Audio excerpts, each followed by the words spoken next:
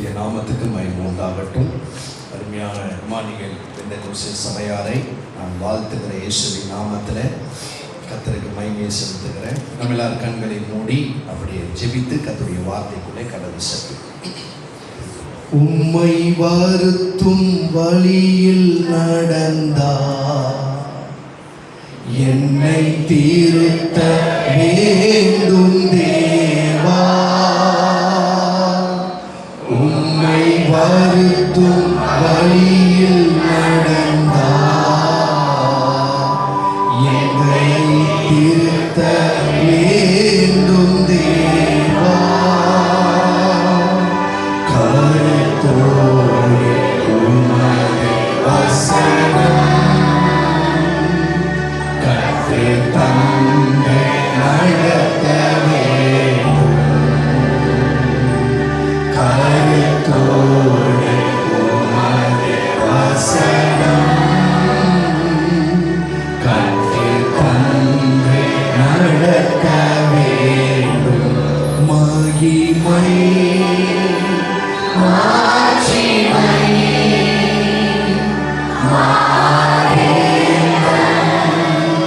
உமக்கே மகிமை மாட்சிமை நாயகன் உமக்கே துதியா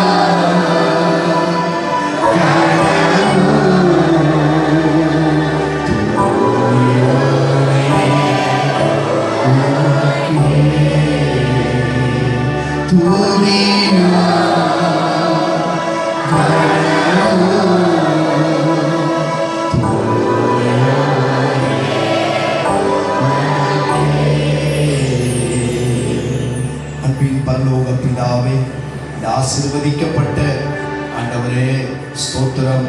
நாட்களுக்காக நாங்கள் நன்றி செலுத்துகிறோம். தேவ சமூகத்திற்காக நாங்கள் நன்றி செலுத்துகிறோம். உடைய பிரசனத்திற்காக நாங்கள் உண்மை துதிக்கிறோம். அப்பா ஆண்டவரே, எதிர்பார்ப்போடு உடைய சமூகத்தில் வந்திருக்கிறோம். கர்த்தருடைய வார்த்தை எங்களுக்கு ஆசீர்வதித்து தருவீராக. ஆமென். சகல பிரஸ்தாபத்தை பார்க்கிறோம், நீர் உமது வார்த்தையை மகிமைப்படுத்தி இருக்கிறீர். வானமும் பூமியும் ஒளிந்து போனால் வார்த்தைகள் ஒளிந்து போவதில்லை என்று சொல்லுகிறார். உங்களுடைய திவ்ய வார்த்தையை கொண்டு எங்களோடு பேசுவீராக. உங்களுடைய வார்த்தையினால எங்களுக்கு விடுதலை வருவதாக. உங்களுடைய வார்த்தையினால நாங்கள் உருவாக்கப்பட வேண்டும். உங்களுடைய வார்த்தையினால நாங்கள் ஆசீர்வதிக்கப்பட வேண்டும். பரிசுத்த ஆவியானவரே கிரியை செய்வீராக. உங்களுடைய நாமம் மகிமைப்படட்டும். இயேசுவின் நாமத்தில் பிதாவே, ஆமென் சொல்லுவோம். நல்ல கரங்களை உயர்த்தி ஆமென். இந்த எழுப்புதல் கூட்டத்தின் நாட்களுக்காக நான் ஆண்டவரை துதிக்கிறேன். மீண்டுமாக அருமையான ஊழியருக்கும் உங்களுக்கும் என்னுடைய வாழ்த்துக்களை இயேசுவின் நாமத்திலே தெரிவித்துக் கொள்ளுகிறேன். கர்த்தர் உங்களை ஆசீர்வதிப்பார். ஆமென் சொல்லுவோம். சரி, நாம் இன்றைக்கு ஆண்டவருடைய வார்த்தையை கேட்க போகிறோம். கர்த்தர் நம்மோடு கூட பேசுவார். ஜெபத்தோடு கூட கேளுங்க. ஆண்டவருடைய வார்த்தையில தான் நமக்கு எல்லா ஆசீர்வாதமும் அடங்கி இருக்கிறது. ஆமென். நாம் ஒரு வரங்களை குறித்து பேச வேண்டுமானாலும் கர்த்தருடைய வார்த்தையிலிருந்து தான் பேச முடியும். ஒரு ஆசீர்வாதத்தை சொல்ல வேண்டுமானாலும் கர்த்தருடைய வார்த்தையிலிருந்து தான் சொல்ல முடியும். ஆகையினால எல்லாவற்றுக்கும் அடித்தளம், அஸ்திபாரம் கர்த்தருடைய வார்த்தை. ஆமென் சொல்லுங்க. இந்த வானமும் பூமியும் ஒளிந்து போனாலும் என் வார்த்தைகள் அப்படியே சொல்லிக்க ஒரு காலம் இல்ல, ஒரு நாளும் ஒளிந்து போவது இல்லை. சத்தமா சொல்லுங்க, ஒளிந்து போவது. சரி, ஓகே. ஒரு வகையில அதை நம்ம எப்படி புரிஞ்சுக்கிறோம் அப்படின்னா, நம்ம கையில கொடுக்கப்பட்டதான இந்த பரிசுத்த வேதாகமத்தில் உள்ள வார்த்தைகள் ஒரு நாளும் ஒளிந்து போவது இல்லை. அந்த விசுவாசமும் அந்த புரிதலும் சரியானதுதான், மாற்று கருத்து கிடையாது. ஆனா பைபிளை எரிக்கிறார். எரிக்கிறாங்களா இல்லையா? எரிக்கிறார்கள், கிழித்து போடுகிறார்கள் இல்லையா? அப்ப இந்த வார்த்தை சேதமடைகிறது, அப்படிதானே? சேதமடைகிறது. அப்ப ஆண்டவர் சொன்ன வார்த்தைக்கு இதற்கு கொஞ்சம் ஏதோ கொஞ்சம் நமக்கு டிஸ்டர்பன்ஸா இருக்கு இல்லையா? இருக்கா இல்லையா? ஆனா அது நம்முடைய புரிதல். வார்த்தையினுடைய உச்சம் யார் தெரியுங்களா? வார்த்தையாகிய ஆண்டவர். ஆமென் சொல்லுங்க. அந்த வார்த்தையை ஒருவன் என்ன செய்ய முடியாது? எரிக்கவும் முடியாது, அழிக்கவும் முடியாது, ஒழிக்கவும் முடியாது. கரங்களை தட்டுவோம்.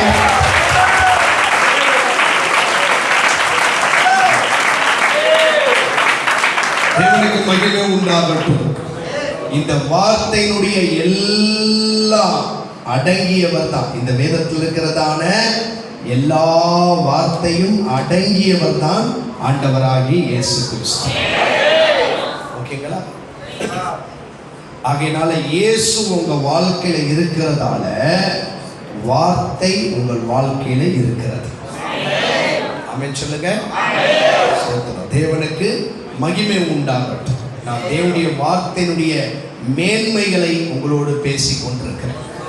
ஸ்தோத்திரம். நீங்க எந்த அளவுக்கு வேதத்தை வாசித்து அதுல தேறுகிறீர்களோ நீங்கள் சிறப்பான தேவ மனிதர்கள், தேவ பிள்ளைகள்.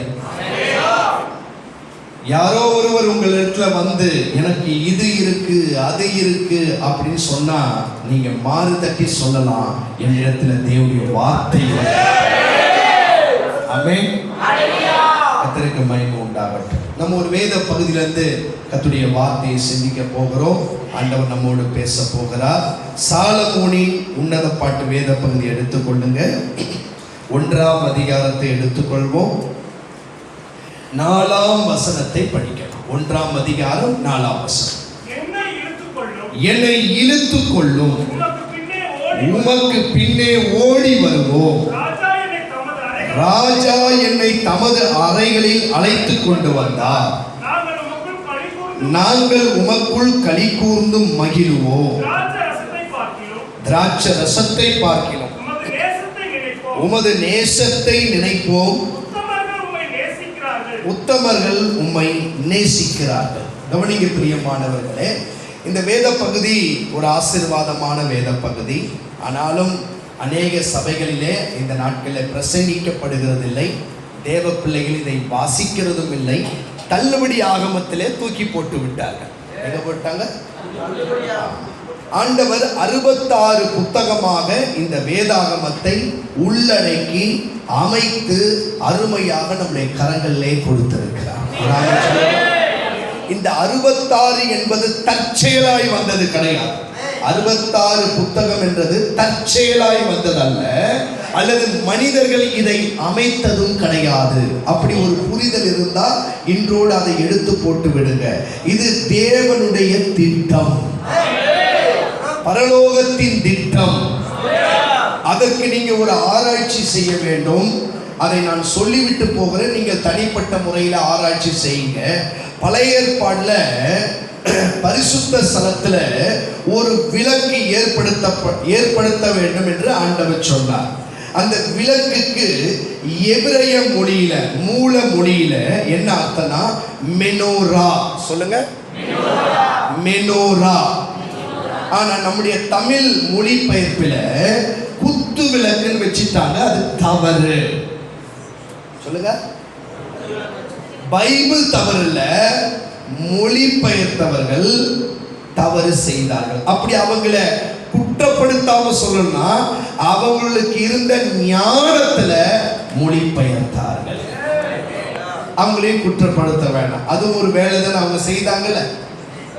ஸ்தோத்திரம். யாரையும் குற்றப்படுத்த வேண்டாம், மன்னிக்கும். அந்த வார்த்தையை நான் வாபஸ் வாங்கிக்கிறேன்.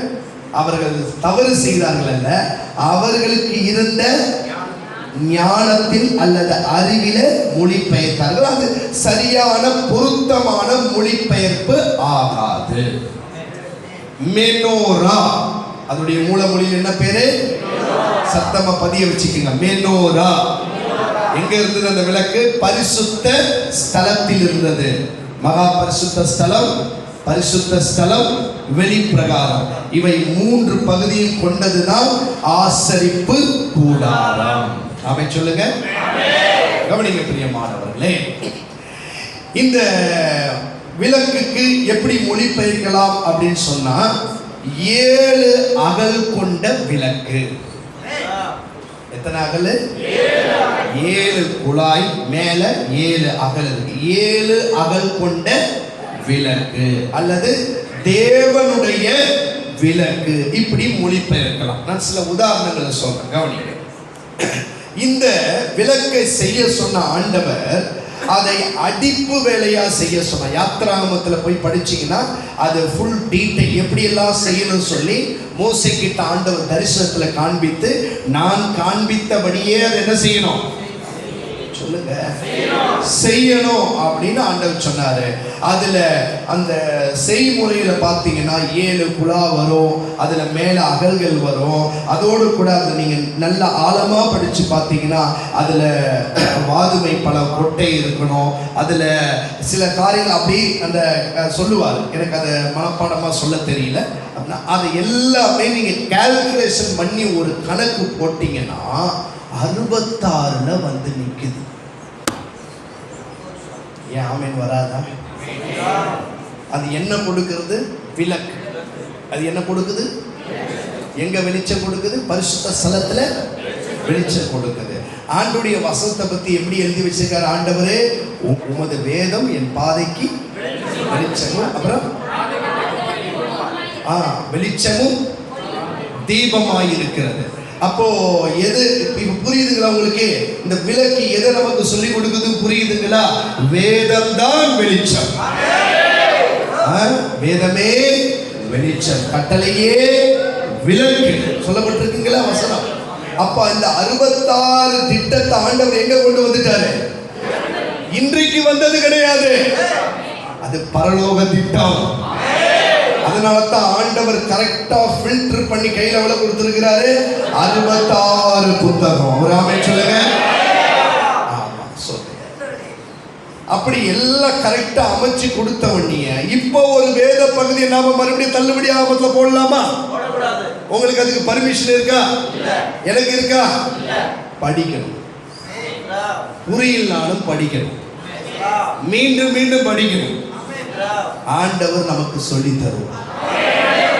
ஒன்று ஆண்டவர் சொல்லி கொடுப்பாரு, இல்லனா தேவதாசர்களை கொண்டு சொல்லி கொடுப்பார்.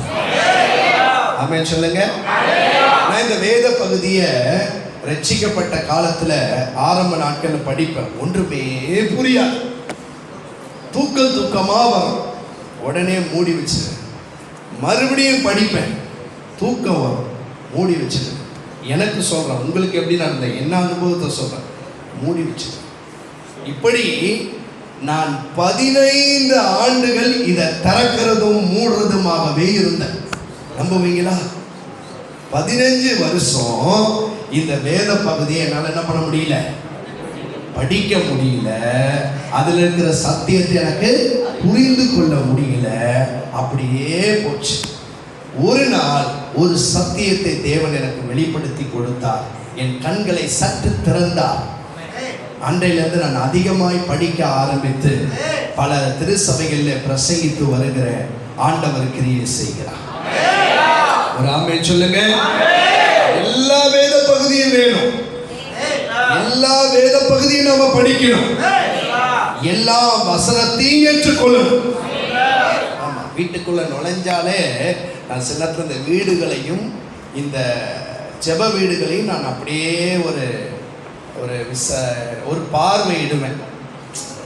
வித்தியாசமான வசனங்கள் இருக்கிறதான்னு பார்ப்பேன். நிறைய முறை நான் தோல்வி அடைஞ்சிடுவேன். எல்லாம் ஆசீர்வாதமாகவே இருக்கும் மேக்சிமம். ஆமென் சொல்லுங்க. வீட்டுக்குள்ள நுழைஞ்ச உடனே நான் இன்று முதல் உங்களை ஆசீர்வதிப்பேன். இப்படி திரும்பினா வாளாக்காமல் அப்படி திரும்பினா நான் உன்னை விட்டு நான் தேடுவேன். எங்கேயாவது ஒரு வசனம் வித்தியாசமா கிடைக்குமா அப்படி தேடுவேன். தேடி தேடி தேடி தேடிக்கிட்டே இருக்கிறேன். கண்டுபிடிச்சிருவேன்னு நினைக்கிறீங்களா? உங்களை தான் கேட்குறேன். நான் கண்டுபிடிச்சிருவேன்னா எனக்கு என்னமோ நம்பிக்கை அதில் கொஞ்சம் குறைவாக தான் இருக்கு. கர்த்தர் தான் உதவி செய்யும். ஒரு ஆமை சொல்லுங்க. ஒரு பெட்ரூமில் வந்தால் கூட அங்கேயும் ஒரு ஆசீர்வாதமான வார்த்தை தான். அவன் மனசு எப்போதுமே அப்படியே இருக்கணும்னு நினைக்கிறான். தோத்தம் 2 பேர் படுத்துக்கிட்டு இருப்பாங்க. ஒருத்தனை கர்த்தர் என்ன பண்ணுவார்? அப்படி ஒரு வசனத்தை வச்சனா பெட்ரூமில் கூட உனக்கு ஒரு தெய்வ பயம் இருக்கும்ல. ஒரு ஆமை நீ வரல, ஏன் அந்த வசனம் உனக்கு வேண்டாமா? மாற்றம் வரும்னு நினைக்கிறேன். ஆமை சொல்லுங்களேன். இன்னைக்கு ஒரு மாற்றம் வரட்டும். சரி, இந்த வேத பகுதியில் 117 வசனங்கள் இருக்கு, 8 அதிகாரம். சொல்லுங்க. இதனுடைய ஆக்கியம், கர்த்தர் பயன்படுத்திய ஆக்கியம் சாலமோன் ராஜா. ஓகேங்களா? இந்த வேத பகுதிக்கு என்ன தலைப்பு? சாலமோனின் உன்னத பாட்டு. மற்றதுக்கெல்லாம் பைபிள்ல பாட்டுன்னு எழுதப்பட்டிருக்கு, இதற்கு மட்டும்தான் உன்னத. அந்த தலைப்பே நமக்கு சொல்லி கொடுக்குது, உள்ள நிறைய விஷயம் இருக்கு, நீ மூடி வைக்காத, திறந்து படி. அந்த தலைப்பே உங்களோடு பேசுதா இல்லையா? சங்கீதம் அது பாட்டுன்னு எழுதப்பட்டிருக்கு, நீதிமொழிகள் பாட்டுன்னு எழுதப்பட்டிருக்கு. ஆனா இதில் மட்டும்தான் எப்படி எழுதப்பட்டிருக்கு? உன்னதத்தின் ரகசியத்தை சொல்லுகிற உன்னத பாட்டு. ஆமென். அப்ப அந்த பாட்டை பாடணும்ல, அந்த பாட்டுடைய ராகத்தை கத்துக்கணும்ல, அதோடைய ரகசியத்தை கற்றுக்கணும்ல. ஆமா, இன்றையிலிருந்து படி, எல்லா வேத பகுதியும் படிங்க. ஒருவேளை சில நேரங்களில் சத்துருவோ மனிதர்களோ உங்களுக்கு சில வேத பகுதியில் இருக்கிற ரகசியத்தை அறிந்து கொள்ளாதபடிக்கு சில தடைகளை கொண்டு வருகிறான். பிசாசு கொண்டு வருகிறான், சில மனிதர்களும் அதெல்லாம் படிக்காதப்பா, அதெல்லாம் ரொம்ப டிஃப்ரெண்ட்டாக எழுதியிருக்கிறாரு, அதெல்லாம் நமக்கு சொல்லுங்க. நான் கேட்கிறேன், இந்த வேத பகுதியில் மட்டும்தான் வித்தியாசமா எழுதியிருக்கிறாரா? ஆதியாகமத்தில் வித்தியாசமான சம்பவங்கள் இல்லையா? சொல்லுங்க. லோத்துடைய சம்பவத்தை அப்படியே வெளிப்படையா எழுதியிருக்கிறார், நமக்கு தேவையா? படிக்கும் போதே அப்படி வேணான்னு சொல்லுது இல்ல. தாவீதுடைய விழுகை எழுதி வச்சிருக்கிறாரு, அது நமக்கு தேவையா? சொல்லுங்க. அம்னோனுடைய தவறு எழுதி வச்சிருக்கிறாரு, அது நமக்கு தேவையா? தேவை, தேவை, தேவை. இப்படிப்பட்ட தவறுகள் உன் வாழ்க்கையில வருவதற்கு வாய்ப்புகள் இருக்கு. இவைகளை செய்யாதபடிக்கு நீ கவனமாய் இருக்க வேண்டும். தேவன் இதற்காகத்தான் அந்த சம்பவங்களை வெளிப்படையாக எழுதி வைத்திருக்கிறார். ஆண்டவர் எதையும் காரணம் இல்லாமல் எழுத மாட்டார். அதே போலதான் எல்லா வேத பகுதியிலும் ரகசியங்கள் இருக்கிறது. நாம் தேவனுடைய உதவியோடு கூட புரிந்து கொள்வோம். கர்த்தர் நமக்கு உதவி செய்வார். ஒரு ஆமென் சொல்லுங்க. சரி, இன்றைக்கு இது உபவாச நாட்களாக இருக்கிறதால முதலாவது நான் மணவாட்டியினுடைய ஜெபத்தை குறித்து உங்களோடு பேச போகிறேன். இந்த வேத பகுதியில் நம்ம பார்க்கக்கூடிய மிக முக்கியமான நபர்கள் யார் தெரியுங்களா? மணவாட்டி, மணவாளன். மணவாட்டி எப்படி அழைக்கப்படுவா? பிரியமே, ரூபவதியே, இப்படி அழைக்கப்படுவா. மணவாளன் எப்படி அழைக்கப்படுகிறார்? என் நேசர், என் ஆத்தும நேசர். நமக்கு யார் நேசர்? சொல்லுங்க. இயேசு நம்முடைய மணவாளனாகிய ஆண்டவர். ஓகே, கவனி. இந்த மணவாட்டினுடைய ஜெபத்தை பார்க்க போகிறோம். ஒரு 3 ஜெபம், எனக்கு அந்த நேரத்தை பொறுத்து நான் அந்த ஜெபத்தை பகிர்ந்து கொள்ளுகிறேன். நீங்க இந்த பகுதியில் ஜெபத்தை குறித்து சிந்திச்சிருக்க மாட்டீங்க, அப்படிதானே? சொல்லுங்க, உண்மையை சொல்லுங்க. இந்த பகுதியில் போய் ஒரு ஜெபத்தை குறித்து ஏதாவது சிந்திச்சிருக்கீங்களா? இந்த பகுதிக்குள்ளே போலையே, இந்த ஆபீஸ்க்குள்ளேயே நம்ம போல. ஒரு ஆபீஸ்க்குள்ள போனாதான் அந்த ஆபீஸ்க்குள்ள என்ன இருக்குன்னு நம்ம சொல்லுங்க தெரியும், கண்டுபிடிக்க முடியும். அப்பதான் அதை யூஸ் பண்ண முடியும். நம்ம தான் இந்த உன்னத பாட்டு ஆபீஸ்க்குள்ளே என்ன பண்ணல, வரல.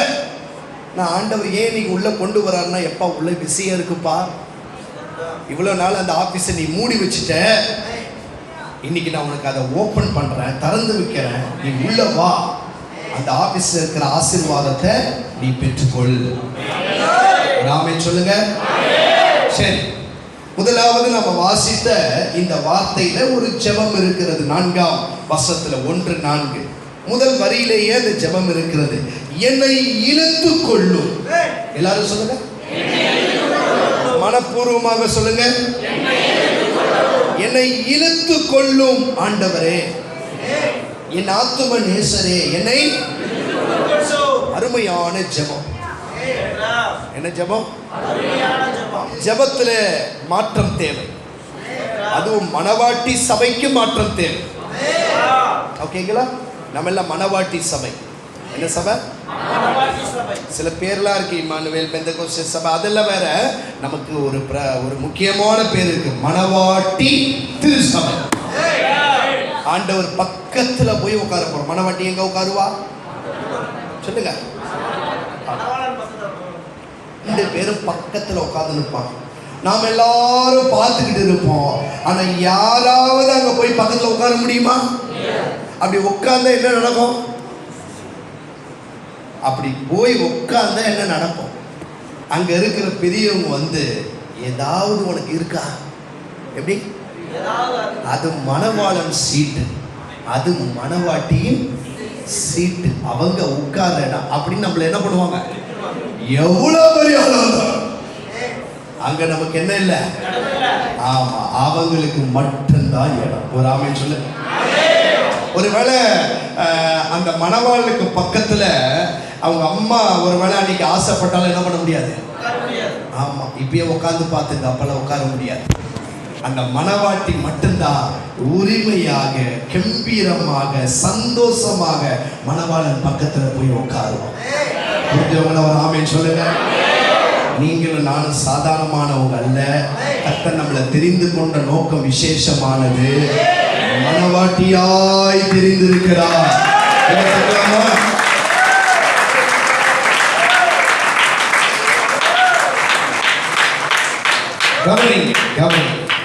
ஆனா தேவன் நம்மளை தெரிந்து கொண்டார், அது உண்மை. என்ற மாற்று கருத்துல தேவன் நம்மை மணவாட்டியாக ரட்சிப்பை தந்து நீதிமான் ஸ்தானத்தை கொடுத்து தேவன் நம்மை மணவாட்டியாய் தெரிந்து கொண்டார்.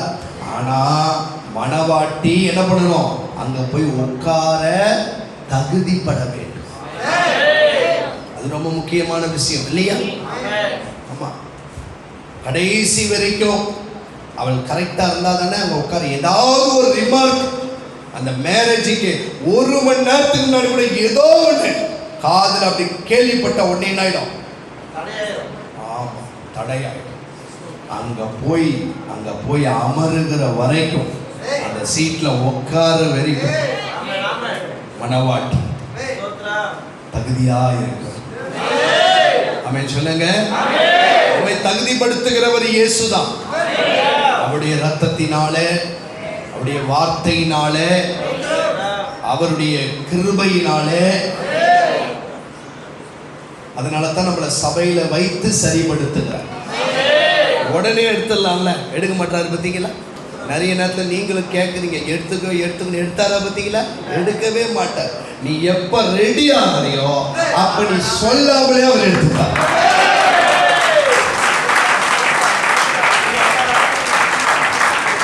கவனிக்க பிரியமானவர்களே, இப்பயும் உங்களுக்கு நன்மை தான் செய்யும். நீங்க நினைக்கிறீங்க என்ன எடுத்துக்க கூடாதா அப்படின்னு சில நேரத்தில் நம்ம தவறான ஜபத்தை ஏறெடுக்கிறோம். ஆனா ஆண்டவர் உனக்கு நன்மை தான் செய்யறார். உங்களுக்கு அப்ப கூட புரிஞ்சிக்க தெரியல. உங்களை எடுத்தாருன்னா அங்க உட்கார வைக்க முடியாது. ஏன்னா நீங்க இன்னும் சில விஷயத்துல என்ன பண்ணல, சரியாக.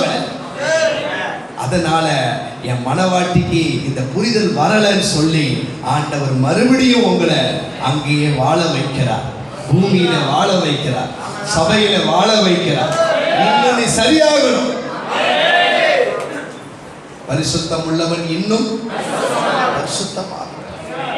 சரி, ஜெபத்துக்கு வரலாமா? என்னை சத்தம் வரலையே, இழுத்து கொள்ளும். இது மணவாட்டினுடைய அருமையான ஒரு ஜெபம். 1ஆம் அதிகாரத்திலே துவக்கப்படுகிற ஒரு ஜெபம். நாம நிறைய விஷயத்துக்கு ஜெபம் பண்ணிக்கிட்டு இருக்கிறோம். கர்த்தருக்கு ஸ்தோத்திரம். எல்லா ஜெபத்துக்கும் பலன் உண்டு, பதிலும் உண்டு. ஆனா தேவ சித்தமில்லாத ஜெபத்துக்கு மட்டும் பதில் கிடையாது. எப்படி உங்க வாழ்க்கையில கடைசி வரைக்கும் பதிலே வரலன்னா நீங்க புரிஞ்சுக்கணும், இது தேவ சித்தம் இல்ல. அதை போய் யாருக்கிட்ட ஐயா நான் ஜெபிச்சு சோர்ந்துட்டையான்னு சொல்லாதீங்க. ஒரு சபையில நான் உள்ளே நுழைந்து அப்படியே அந்த வாசகத்தெல்லாம் பார்த்து ரொம்ப ஆச்சரியப்பட்டேன். அதுல ஒரு வார்த்தை இப்படி இருந்தது, அநேக நேரங்களில் என் ஜெபத்தை கேட்காமல் இருந்ததற்காக உமக்கு ஸ்தோத்திரம். எப்படி நீங்க என்னைக்காவது இப்படி ஒரு ஸ்தோத்திர பலி ஏறெடுத்திருக்கீங்களா? வராதே, மனசு வராதே. உங்க மனசுக்கு என்ன பண்ணாது, அது இடமே வராது. கேட்டதற்காக சொல்லுங்க, என் ஜெபத்தை கேட்டதற்காக ஸ்தோத்திரம் சொல்லுவீங்க. ஆனா கேட்காம போனதற்காக ஸ்தோத்திரம் என்ன பண்ண மாட்டீங்க. அதனுடைய ரகசியம் என்ன தெரியுங்களா? நீங்க தப்பா ஜெபம் பண்ணீங்க. எப்படி ஜெபம் பண்ணீங்க? உங்க மனசு தோன்றதெல்லாம் ஜெபம் பண்ணீங்க, தேவ சித்தம் இல்லாதெல்லாம் ஜெபம் பண்ணீங்க. ஆண்டவர் அப்படியே செய்திருந்தாரு வச்சுங்களேன், உங்களுக்கு நிறைய பிரச்சனை வந்திருக்கும். உங்க மேல வச்ச அன்பினால கர்த்தர் அந்த ஜெபங்களுக்கெல்லாம் பதில் கொடுக்கல. ஆமென் சொல்லுவீங்களா? சரி, என்ன சொல்ல வராங்க மணவாட்டி? என்னை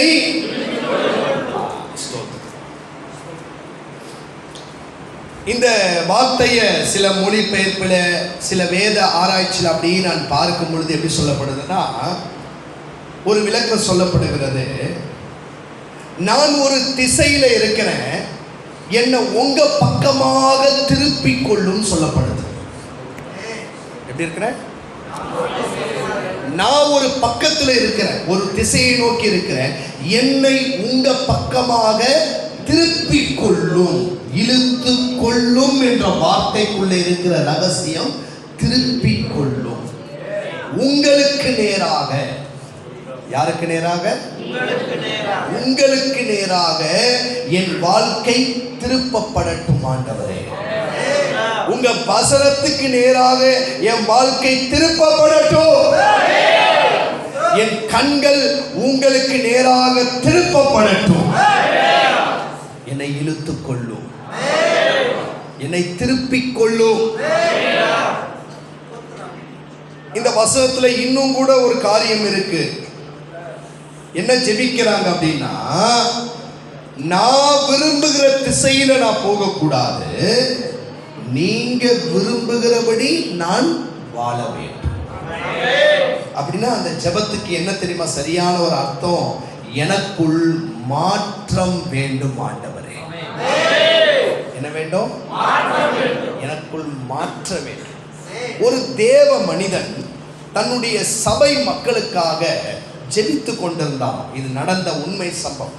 வெளிநாட்டில் தன் சபை மக்கள் தாமதமாகவே வந்து கொண்டிருந்தார்களாம். நிறைய விஷயத்தில் தெய்வ பயம் இல்லாமலே இருந்தார்களாம். பிரசங்க நேரத்திலும் சில பேர் பேசுவார்களாம். ஒரு பெரிய கூட்டத்தை அவர் வழி நடத்தி கொண்டிருந்தார். என்னுடைய மக்களுக்குள்ள மாற்றம் வராதா, மாற்றம் வராதா, மாற்றம் வராதா என்று ஒவ்வொரு நாளும் அவர் ஜெபிப்பார். மாற்றம் வரவே இல்லை. என்ன செய்யல? சொல்லுங்க. இங்க நிறைய பேர் மாற்றத்தை எதிர்பார்த்துக்கிட்டு இருக்கீங்க. ஆனா உங்களுக்கும் அந்த பதில் தான், இன்னும் மாற்றம் இல்லை. என்ன இல்லை? மாற்றம் வர வேண்டுமானால் அதற்கான மாற்றம் உன்னிடத்தில் வர வேண்டும். அதை மறந்து விடக்கூடாது. அந்த போதகர் இப்படியாக ஜெபித்துக் கொண்டே இருப்பாராம். ஒரு நாள் ஆராதனைக்கு முன்பாக அவர் தேவ சமூகத்தில் முழங்கால் படியிட்டு அப்படியே கண்ணீரோடு ஜெபிக்கிறார். அப்பொழுது அவரை அறியாமலேயே ஒரு வார்த்தை, நான் சொல்லுகிறது வெளிநாட்டில் நடந்த உண்மை சம்பவம், ஒரு உண்மையான சம்பவம், 21ஆம் நூற்றாண்டில் நடந்த உண்மை சம்பவத்தை சொல்லுகிறேன். அவர் அப்படியே அழுத வண்ணமாக, ஆண்டவரே என்னன்னு தெரியல, நான் மாற்றத்துக்காக ஜெபம் பண்ணிக்கிட்டு இருக்கிறேன், ஸ்தோத்திரம், நீங்க மாற்ற தர மாட்டீங்க, ஏன்னு எனக்கு புரியல, ஒருவேளை நான் தான் அதற்கு தடையோ அப்படின்னு ஒரு வார்த்தை வந்து என்னை மாற்றும் என்று அழுதார். நடந்த உண்மை சம்பவத்தை சொல்லுவேன். என்னை மாற்றும் ஆண்டவரே, மாற்றத்திற்காக என்னை மாற்றும் அப்பா அப்படின்னு இவர் அழுது ஜெபம் பண்ணிக்கிட்டே இருக்கிறாரு. இங்க மக்கள் மத்தியில ஒரு பெரிய எழுப்புதல் வருது. எல்லாரும் சபையில அழுகிறோம், புரளுகிறோம், கண்ணீர் விடுகிறோம். ஆண்டவரே, இனி நான் தாமதமா வரமாட்டேன் என்று அறிக்கை செய்கிறோம். இனி நான் கர்த்தருக்கு உண்மையா இருப்பேன் அறிக்கை செய்கிறோம். அன்றைக்கு அந்த தேவ மனிதன் கண்ணை திறந்து பார்த்து ஒன்றை புரிந்து கொண்டார், மாற்றம் என்னிலிருந்து துவங்க வேண்டும். சொல்லுங்க, மாற்றம் என்னிலிருந்து துவங்க வேண்டும். மனவாட்டியை மறந்துடாதே, மறந்துடாதே. Praise the Lord. மாற்றம் இங்கிருந்து துவங்க வேண்டும். பில்லி கிரகாம் ஒரு சிறந்த தேவ மனிதன், கரெக்ஷன் ஒரு ரிமார்க் இல்லாம வாழ்ந்த ஒரு தேவ மனிதன். அதுவும் அமெரிக்கா தேசத்துல ரிமார்க் இல்லாம வாழ முடியாது. இங்க கூட வாழ்ந்தலாம், தெரியுங்களா? அங்க 5 வருஷம் ஒரு பொண்டாட்டியோட ஒருத்தன் வாழ மாட்டான், தெரியுங்களா? சகல அக்கிரமங்கள் நிறைந்த ஒரு தேசம். நீங்க எல்லாம் கிறிஸ்தவ தேசம் மட்டும்தான் பார்ப்பீங்க. அங்கதான் ஒரு சின் துவங்கி இந்த உலகத்துல அப்படியே நடக்குது, தெரியுங்களா? முதல்ல அங்கதான் துவங்குது. இதுதான் உண்மை. அந்த இடத்துல அவர் சாட்சி உள்ள தேவ மனிதனாய் வாழ்ந்தார். அடக்க ஆராதனை வெள்ளை மாளிகையில் வைத்து சகல மரியாதையோடு நடத்தப்பட்டது.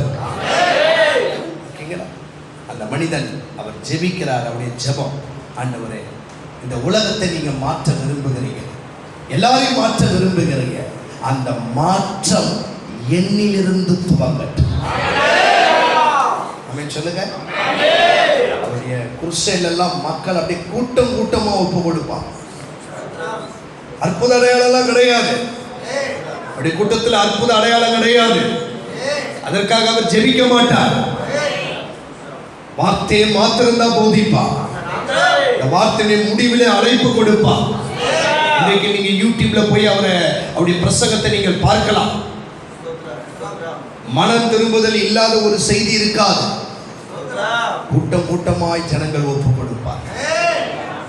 ஆமென் சொல்லுவா. என்னை மாற்றும் ஆண்டவரே, ஆமென் சொல்லுங்க. என் பிள்ளை மாற வேண்டுமானால் நான் மாற வேண்டும், என் மனைவி மாற வேண்டுமானால் நான் மாற வேண்டும், என் ஜனங்கள் மாற வேண்டுமானால் நான் மாற வேண்டும்.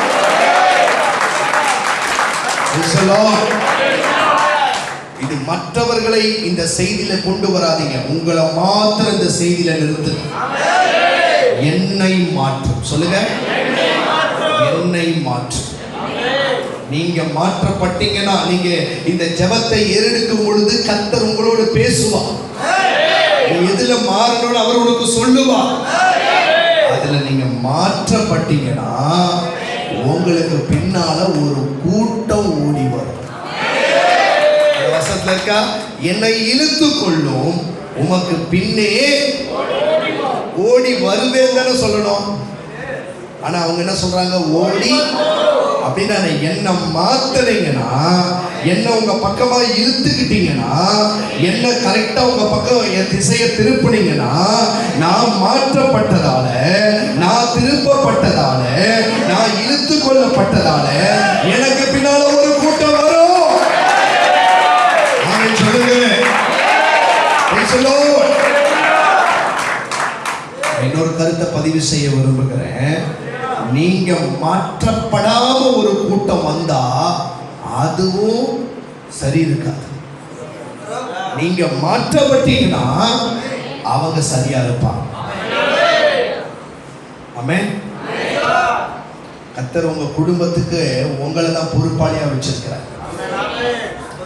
பாஸ்டரை சபைக்கு பொறுப்பாளியா வச்சிருக்கார். தலைவர் இயேசு கிறிஸ்து தான். யாரு? அது தெரியாம இன்னைக்கு எல்லாரையும் போட்டு தலைவர் தலைவர் சொல்லி இருக்கிறாங்க. தலைவர் சொல்லுங்க, தலையாகிய கிறிஸ்து. சபைக்கு சத்தம் வர மாட்டேன். சபைக்கு தலையாகிய, ஆனா அந்த கிறிஸ்து இந்த சபைக்கு யார பொறுப்பாளியா வச்சிருக்கிறார் தெரியுங்களா? தேவ மனிதர்களை, தேவதாசர்களை. குடும்பத்துக்கு தலையாரு? ரொம்ப ஞானமா இருக்கீங்க பார்த்தீங்களா? தெளிவா இருக்கீங்க பாருங்க. குடும்பத்துக்கு தலையாரு? புருஷன். புருஷன் இல்லாத குடும்பத்துக்கு தலைவி தான். அதுக்கு மாற்று கருத்து இல்லை. ஓகேங்களா? புருஷர்கள் இருக்கிற வீட்டுல யாருதான் தலைவரே? புருஷன் தான். ஆனா சில வீட்டுல உள்ள போய் பார்த்தா ஏதாவது அவர் குடும்ப தலைவர்ன பாஸ்டர் சிஸ்டர் கேட்டு சொல்றோம். பாஸ்டர் எப்படி? நீ சிஸ்டர் கேட்கறத தனியா கேட்டுக்கோ.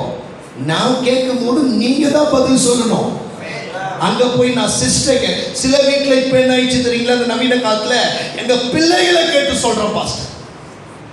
எப்படி? எனக்கு ரொம்ப ஆச்சரியமா இருக்கு அந்த இடத்துல. என்னடா இந்த குடும்பம் இன்னும் குடும்பத்தை பத்தியே புரிஞ்சிக்காம இருக்க. எப்படி? குடும்பத்தையே அவங்க என்ன செய்யல, புரிஞ்சிக்கல. ஆண்டவர் குடும்பத்தை எப்படி ஏற்படுத்துற புரிஞ்சிக்காமையே குடும்பம் நடக்கிறதால தான் குடும்பம் குடும்பமாவே இல்லை.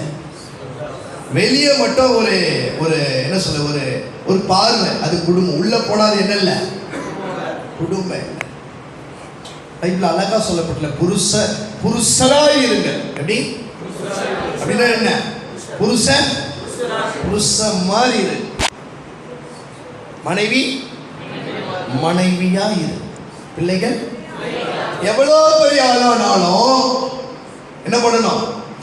நீ எவ்வளவு பிள்ளைகளுக்கு சொல்ல, நீ எவ்வளவு பெரிய ஆளா இருக்கணும், நீ பெரிய அதிபதியா கூட மாறு. வீட்டுக்குள்ள வரும் பொழுது மனநலமை, நான் என் அப்பா அம்மாவுக்கு பிள்ளை தான். ஓகேவா? ஒருவேளை அப்பா அம்மாவே அங்க ஒருவேளை உன்னுடைய காரியத்தை கண்டு ஏதாவது தவறு செய்தா கூட அவங்களுக்கு சொல்லி கொடுக்கணும். அப்பா நீ தான் எனக்கு தகப்பன், அம்மா நீங்க தான் எனக்கு தாய், நான் என்றைக்கும் உங்களுக்கு பிள்ளை தான். ராமே சொல்லுங்க. இதெல்லாம் நமக்கு வேதம் தெளிவா போதிச்சு கொடுக்குது.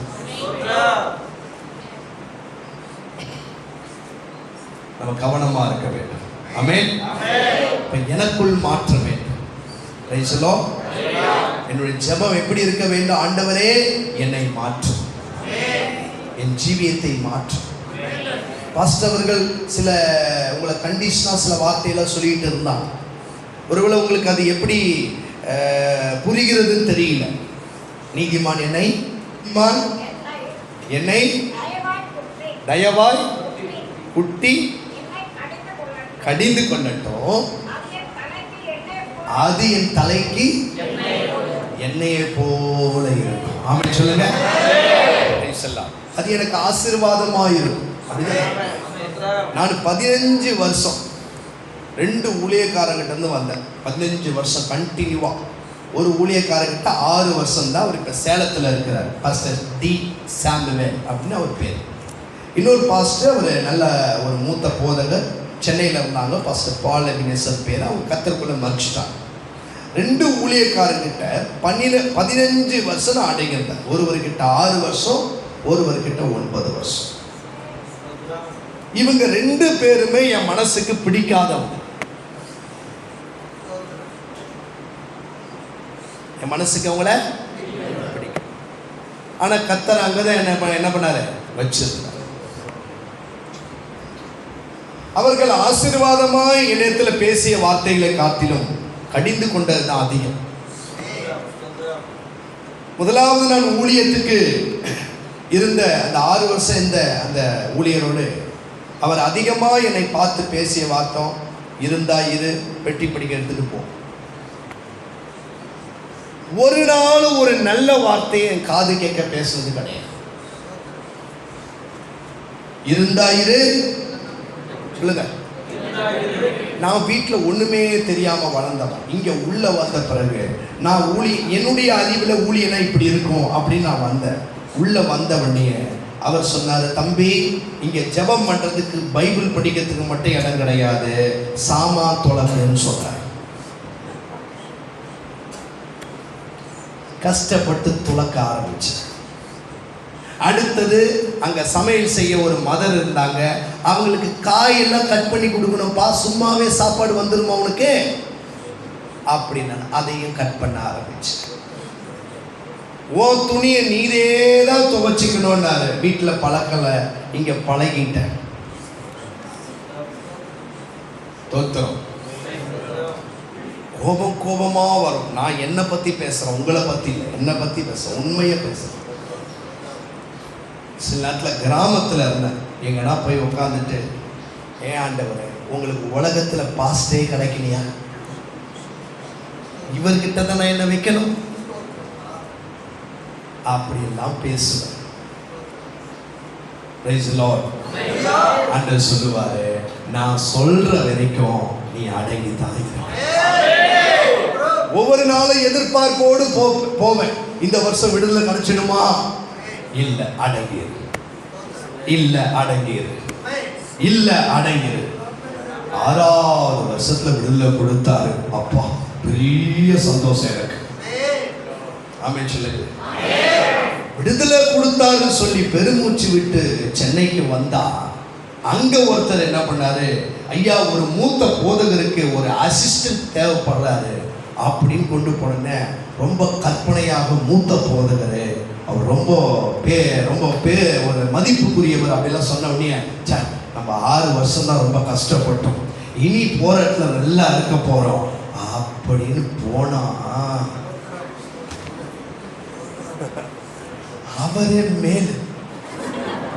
ஸ்தோத்திரம். இவர் யார் தெரியுங்களா?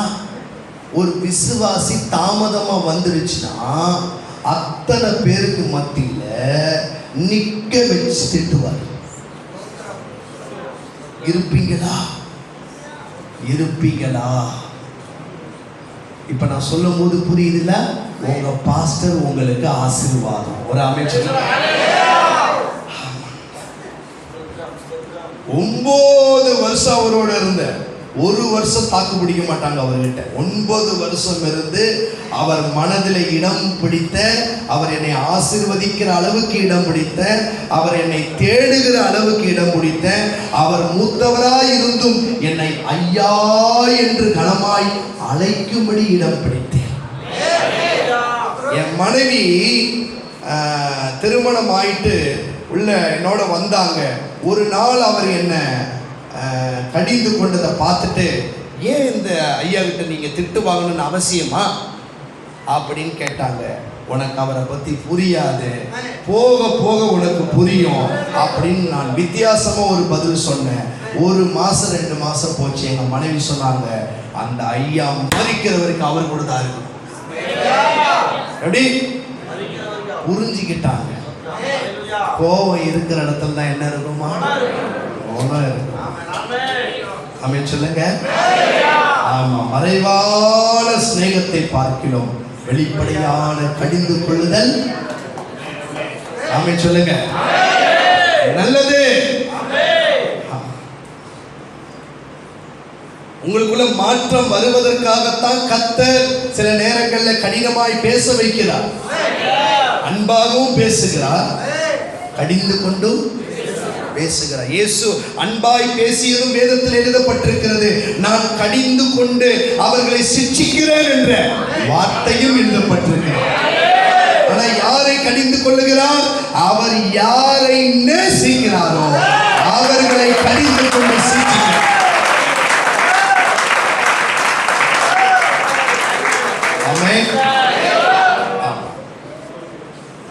தசமபாகத்தை பத்தி பேசினார். நீங்க எல்லாம் நினைக்கிறீங்க அவர் ஏதோ உங்களுக்கு கஷ்டமா பேசிட்டா நினைக்கிறீங்க.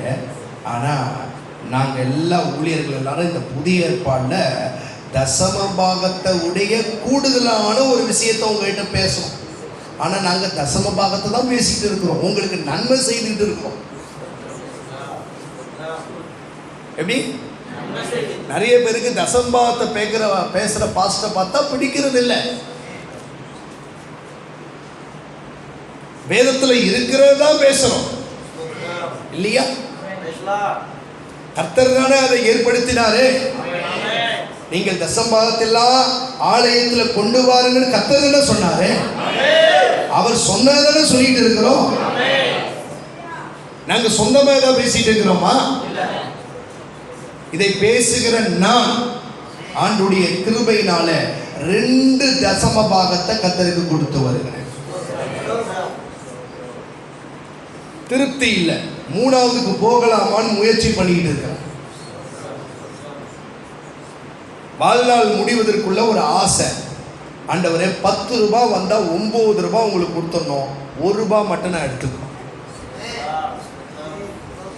இப்போ நீங்கள் என்ன யோசிக்கிறீங்க? என்ன இவர் 10 ரூபாயில் 1 ரூபாய் எடுத்துக்கிட்டா எப்படி வாழ முடியும்? அது விஷயம் இல்லைங்க. 9 ரூபாய் கொடுக்குற லெவலுக்கு வரும்போது என்னுடைய பொருளாதாரம் பல லட்சங்கள் ஆகிவிடும். ஒரு ஆமென் சொல்லுங்களேன். புதிய ஏற்பாடு உபதேசத்தையும் புதிய ஏற்பாடு அனுபவத்தையும் நீங்க நல்லா படிச்சு பார்த்தீங்கன்னா அவங்க ஒரு பகுதியை கொடுத்தாங்கன்னு எழுதப்படலை. எப்படி கொடுத்தாங்க? உதாரத்துவமாக.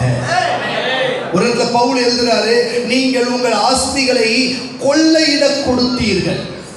நான் வசனத்தை சொல்லுகிறேன். எபிரேயர் நிருபத்தில் எழுதப்பட்டிருக்கிறது. இருக்கா வசனம்? இருக்கு. அப்ப புதிய ஏற்பாடு தாராளமாய் கொடுப்பது. எப்படி? ஆனா உங்களுக்கு நாங்க நன்மை செய்து நாங்க என்ன பேசிட்டு இருக்கிறோம் சொல்லுங்க. இப்ப பாஸ்டர் உங்களுக்கு நன்மை செய்யறாங்களா தீமை செய்யறாங்களா? இப்ப நான் அந்த உதாரத்துவமான்னு சொன்ன எப்படி வரும்? ஒரு 50,000 வருமானம் இல்லைங்களா? உதாரத்துவம்னா எப்படி கொடுக்கணும்? தசம்பா எப்படி கொடுக்கணும்? 5,000. ஓகேங்களா? முடிஞ்சு போச்சு. ஆண்டவரே நீங்க கொடுத்தீங்க ஆசை. உதாரத்துவம்னா எப்படி? 20,000 25,000 அப்படியே தாராளமாக கொடுக்குறது. இப்போ அதை நாங்கள் உங்களை போதிச்சு உங்களை வழி நடத்தினா அது உங்களுக்கு பிரச்சனையா?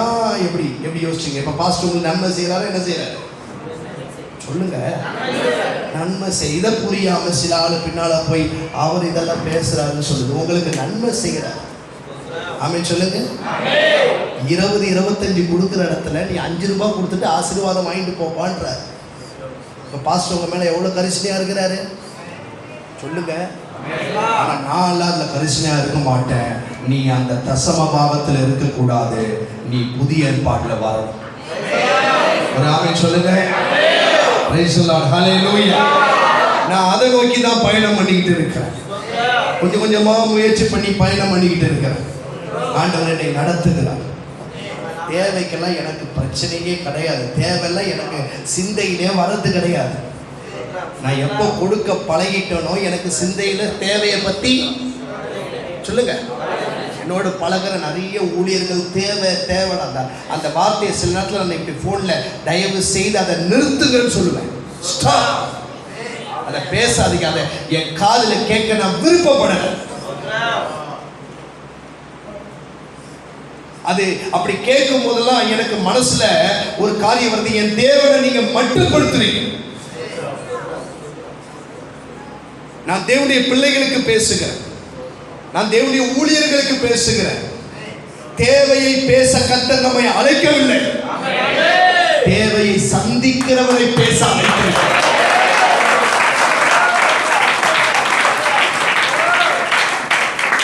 என்னோடு ஒரு ஊழியர் ஆரம்ப நாட்கள்ல என் கூடவே வருவார். என்னை பார்த்துதான் ஒரு வெண்வஸ்திரத்தை மாற்றினார். கலரா வருவார். என்னோட கூட பார்த்து அவரை நானும் ஒரு இடத்துல போவோம், ஜபத்துக்கு போவோம். என்ன ஐயான்னு சொல்லுவான், அவரை கண்டுக்கவே மாட்டான். என்ன ஐயான்னு அவரை கண்டுக்கவே மாட்டான். அவர் வெளியே வந்துட்டு என்ன கேட்பாரு. இப்ப நாம அதை சொன்னா அவருக்கு எப்படி இருக்கும்? தவறா தெரியும். நான் சொல்லுவேன், அது என்ன ரகசியமோ நீங்களே கண்டுபிடிச்சு அப்படின்னு விட்டுட்டு அவர் உடனே என்ன பண்ணாரு, அவருடைய ஒரு அறிவில் ஐயா ஒயிட் அண்ட் ஒயிட்ல இருக்கிறாரு அப்படின்னு சொல்லிட்டு அவர் ஒயிட் அண்ட் ஒயிட் போட்டார். இப்ப அவரையும் ஐயான்னு கூப்பிட ஆரம்பிச்சிட்டான். நம்ம ஆளுங்களுக்கு ஐயா கூப்பிட்டா ஒரு பெரிய சந்தோஷம். என்ன நீங்க எப்படி கூப்பிட்டாலும் நான் சந்தோஷப்படுவேன். அண்ணன் கூப்பிட்டாலும் ஸ்தோத்திரம், பிரதர் கூப்பிட்டாலும் ஸ்தோத்திரம், சிஸ்டர் மட்டும் கூப்பிடக்கூடாது. ஆமே, சரி கவனி. ஆனாலும் இப்ப அவருக்கு இப்ப மரியாதை கிடைக்க ஆரம்பிச்சிச்சு. என்ன கிடைக்கிச்சு? என் கூட வந்தனே இப்போ மரியாதை. இப்போ அவருக்கு ஒரு பெரிய மகிழ்ச்சி. சார் ரொம்ப சந்தோஷமா இருக்கேன், ரொம்ப உரிமையா சொல்றாரு என்கிட்ட, ரொம்ப மகிழ்ச்சியா இருக்கேன், உங்களை போலயே நான் பார்க்கறேன். ஆனா அடுத்தது ஒண்ணு நடந்தது. எனக்கு ஆஃபரிங் கொடுப்பாங்க, அவருக்கு ஆஃபரிங் கொடுக்க மாட்டாங்க. எப்படி? ரெண்டு பேரும் ஒன்னாதான் போகிற ஊழியர் செய்ய, எனக்கு காணிக்க கொடுக்கறான், அவருக்கு. இப்ப அடுத்த கேள்வி, சார் என்ன சார் நியாயம் இது? அவர் என்ன பார்த்து கேட்கிறார், என்ன நியாயம்? நான் தான் அந்த வீட்டுக்கு உங்களை கூட்டிட்டு போறேன், ஆனா எனக்கு காணிக்க தர மாட்டான், உங்களுக்கு காணிக்க தர. இதற்கும் எனக்கு பதில் இருக்கு. சொன்ன அவர் என்ன நினைப்பாரு சொல்லுங்க. அதனால அந்த ஒயிட் ட்ரெஸ்ஸுக்கு எப்படி நீங்க கண்டுபிடிச்சீங்களோ, இதற்கும் நீங்களே என்ன பண்ணுங்க, கண்டுபிடிங்க. டைம் கொடுத்தேன், அவரால் கண்டுபிடிக்க முடியல. ஒரு நாள் நான் அவரோட பேச ஆரம்பித்தேன். கர்த்தர் உங்களுக்கு கொடுக்கறதுல கர்த்தருக்கு கொடுக்கிற பழக்கம் இருக்கான்னு கேட்டேன். அவர் உடனே சொன்னார், என்ன பிரதர், எங்களுக்குள்ள பிரதர்னு பேசிப்போம், ஏன்னா நாங்கள் நண்பனை போல பழகிட்டு இருக்கோம் ஊழியர். என்ன பிரதர் இப்படி சொல்ல, உங்களுக்கு தெரியாத என்னுடைய கஷ்டம், நீங்களே சில நேரங்களை எனக்கு கொடுத்து உதவி செய்றீங்க. அப்ப நான் சொன்னேன், நம்முடைய கஷ்டம் அவருக்கு முக்கியம் இல்லை, அவருடைய வார்த்தையை நம்ம கடைபிடிக்கிறது தான் முக்கியம். கஷ்டத்தை பார்த்துக்கிட்டு இருந்தா எப்படிதான் வாழணும் சொல்லுங்க, கஷ்டமாவே வாழணும். அவருடைய வார்த்தையை கடைபிடித்து பாரு, உன் கஷ்டம் எல்லாம் கரைந்து போயிடும்.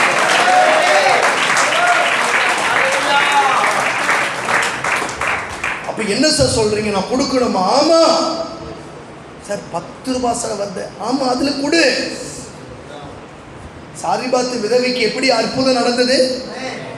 கடைசி ஒரு படி மாவு, கொஞ்சம் சமைக்கக்கூடிய எண்ணெய், அதாவது தனக்கும் தன் பிள்ளைக்கும் கொஞ்சம் வயிறு நிரம்பக்கூடிய ஒரு சின்ன அளவில் இருக்கிறதான அந்த உணவுப் பொருட்கள், அதை சுட்டு சாப்பிட்டு மரித்து போகலாம் என்ற நிலைமையில இருந்தாங்க. அப்ப ஒரு தீர்க்கதரிசி அந்த வீட்டுக்கு அனுப்ப. இப்ப கர்த்தருக்கு தெரியாதா? தெரிஞ்சேதான் அனுப்புறாரு. உங்க வீட்டுக்கு ஊழியர்கள் வந்தாங்கன்னா, நல்ல ஊழியர்கள், அதாவது நல்ல ஆண்டவரோடு இருக்கிற ஊழியர்கள், அவங்க நல்ல கிராண்டா வந்தாலும் சரி, அவங்க ஒன்று சிம்பிளா வந்தாலும் சரி, ஊழியனை நீங்க கனப்படுத்தீங்கன்னா உங்களுக்கு ஆசீர்வாதம். ஓகேங்களா? அப்போ ஆண்டவர் அனுப்பினார். அந்த சூழ்நிலையில ஒரு சிறிய அடைய நம்ம சுட்டு கொடுத்தான், கர்த்தர் நிமித்தம் கொடுத்தான். அதுக்கப்புறம் என்ன நடந்தது பாருங்க, சொல்லுங்க. மாவு எடுக்க எடுக்க வந்துகிட்டே இருக்கு, எண்ணெய் எடுக்க எடுக்க. நாம அன்லிமிட்டட்ல இருந்தது இப்ப எங்க போயிடுச்சு? அன்லிமிட்டட்ல போயிடுச்சு. ஒரு ஆமென் சொல்லலாமா? இன்றைக்கு என்னுடைய வாழ்க்கையில மாச கடைசி என்ற வார்த்தையை நான் பேசுவது கிடையாது. இங்க யாருக்குன்னா விசுவாசி வாயில வருமானா இன்னியோட அந்த பழக்கத்தை விட்டுடுங்க. நமக்கு மாச கடைசின்ற வார்த்தை கிடையாது. அவனும் அதை சொல்றான், நீங்களும் அதை சொல்றீங்க. எதையோ ஆராதிக்கிறவன் சொல்றான், ஜீவனுள்ள தேவனை ஆராதிக்கிற நீங்களும் சொல்றீங்க. எப்படி இதை ஏற்றுக்கொள்ள முடியும்?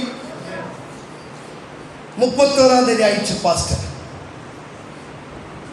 31ஆம் தேதி ஆசீர்வதிக்க மாட்டேன்னு சொன்னாரா? சொல்லுங்க. என் வாழ்க்கையில் அதை சொல்ல வைக்கிறது இல்லை, அப்படி ஒரு நிலைமையே கிடையாது. எனக்கு என்னைக்குமே ஒரு ஒரு ஒரு குறைஞ்ச பேங்க் பேலன்ஸ் என்கிட்ட இருக்கும், என் வீட்லேயும் ஒரு பேலன்ஸ் இருக்கும், என் பேக்கெட்லேயும் ஒரு பேலன்ஸ் இருக்கும், எந்த நாள் என் வீட்டுக்கு வந்தாலும் சாப்பாடு இருக்கும். ஆமென் சொல்லுங்க. கர்த்தருக்கு கொடுக்கிறவனை, ஆமென் சொல்ல மாட்டீங்களா? கர்த்தருக்கு கொடுக்கிறவனே அதுல ஒரு மாற்றம் வரணும். ஆமென் சொல்லுங்க. அவருக்கு சொல்லி கொடுத்தேன், அவர் கடைபிடிக்க ஆரம்பிச்சாரு. இப்ப திண்டிவனத்துல இத போல ஒரு பெரிய ஜெப வீட்டை கட்டி ஆள் பெரிய லெவல்ல இருக்கிறார். ஆமென் சொல்லுங்க. என்னிலும் பெரிய லெவல்ல இருக்கிறார். ஒருவேளை நீங்க உடனே இந்த இடத்துல எங்க 2 பேரையும் தராசுல வச்சு பார்க்க ஆரம்பிச்சிடாதீங்க. அது அவரை குறித்ததான தேவ சித்தம். ஆமென் சொல்லுங்க. அதனால எனக்கு ஒரு மகிழ்ச்சி இருக்கு இல்லையா, நம்ம மூலியமா ஒருவன் வந்து கொடுக்கிறத சரியா கற்றுக்கிட்டு இன்னைக்கு ஆசீர்வாதமா இருக்கிறாங்க.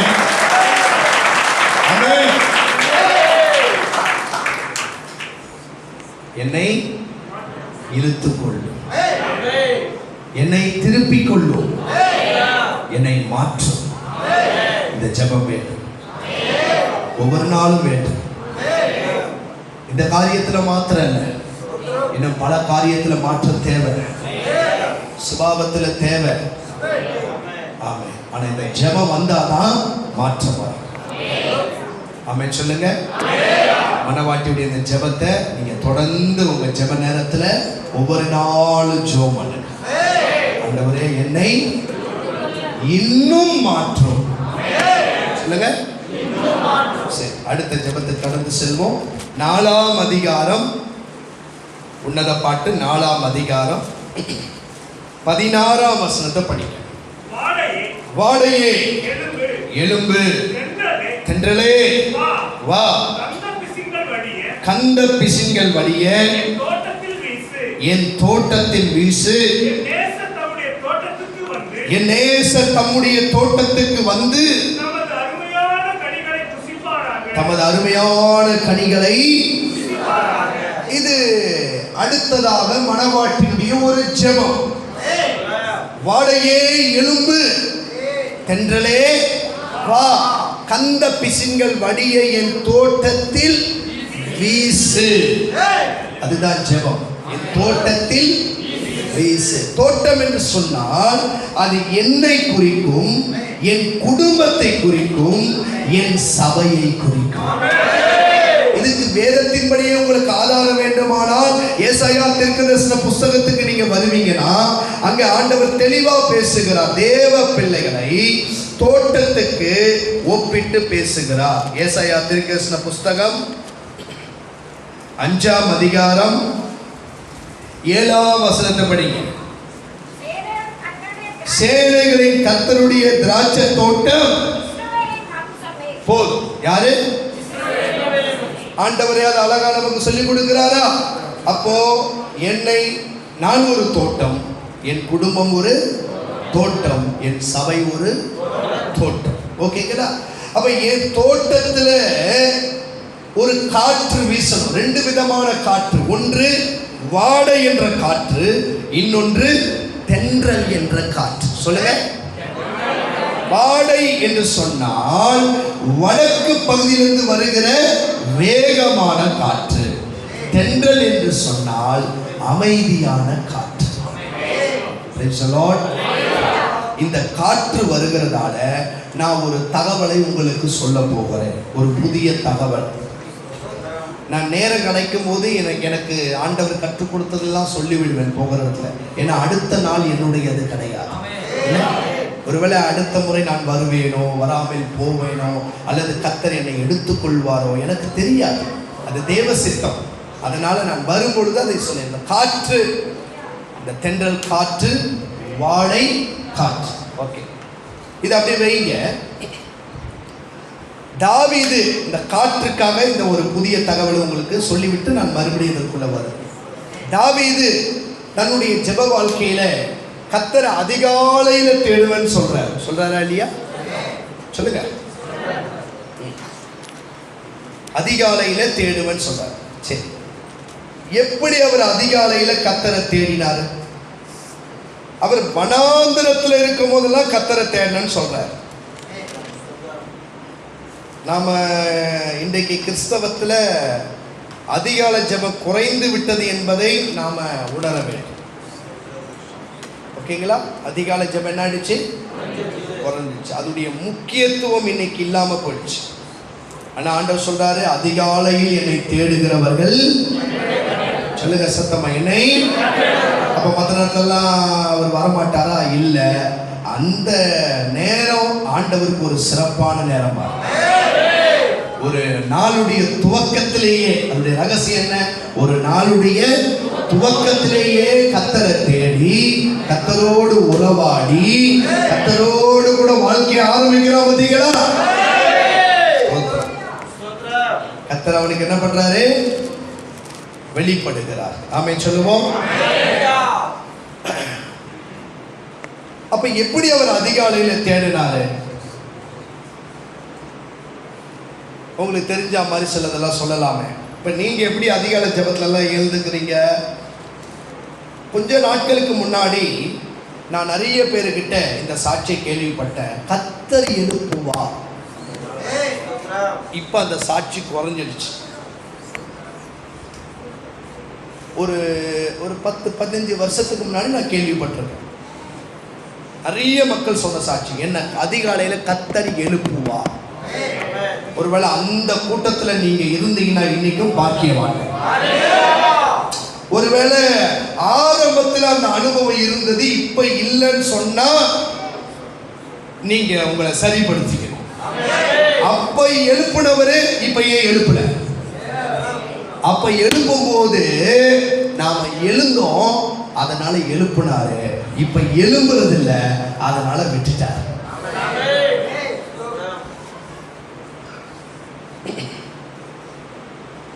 கவனிங்க பிரியமானவர். இப்ப தாவீது எப்படி எழுந்தார்? அதனுடைய பின்னணி என்னன்னா, அவர் கையில ஒரு சுரமண்டலம் வச்சிருந்தார். நீங்க அவரை பத்தி படிக்கிற அநேக இடங்கள்ல அதிகமாக சுரமண்டலம் அவர் கையில அதிகமா அந்த இருக்கிறதான வசனம் இருக்கும். சவுலை பத்தி எழுதும் போது என்ன எழுதப்பட்டிருக்கும்? ஈட்டி இருக்கிறதா எழுதப்பட்டிருக்கும். இவர் கையில என்ன இருக்கிறதா எழுதப்பட்டிருக்கும்? சுரமண்டலம் இருக்கிறதா எழுதப்பட்டிருக்கும். தாவீது கத்தி எடுக்கலன்னு சொல்லல, தாவீது ஈட்டியை பிடிக்கலன்னு சொல்ல வரல. ஆனா அதிகமா என்ன இருந்தது? சுரமண்டலம் இருந்தது. தேவனை மகிமைப்படுத்தக்கூடிய வாத்தியம் அவர் கையில் இருந்தது. Praise the Lord. இந்த தாவீது ஒரு சங்கீதத்துல சொல்றாரு, என் வீணையே விழி, என் சுரமண்டலமே விழியுங்கள், அதிகாலமே நான் உம்மை தேடுவேன்.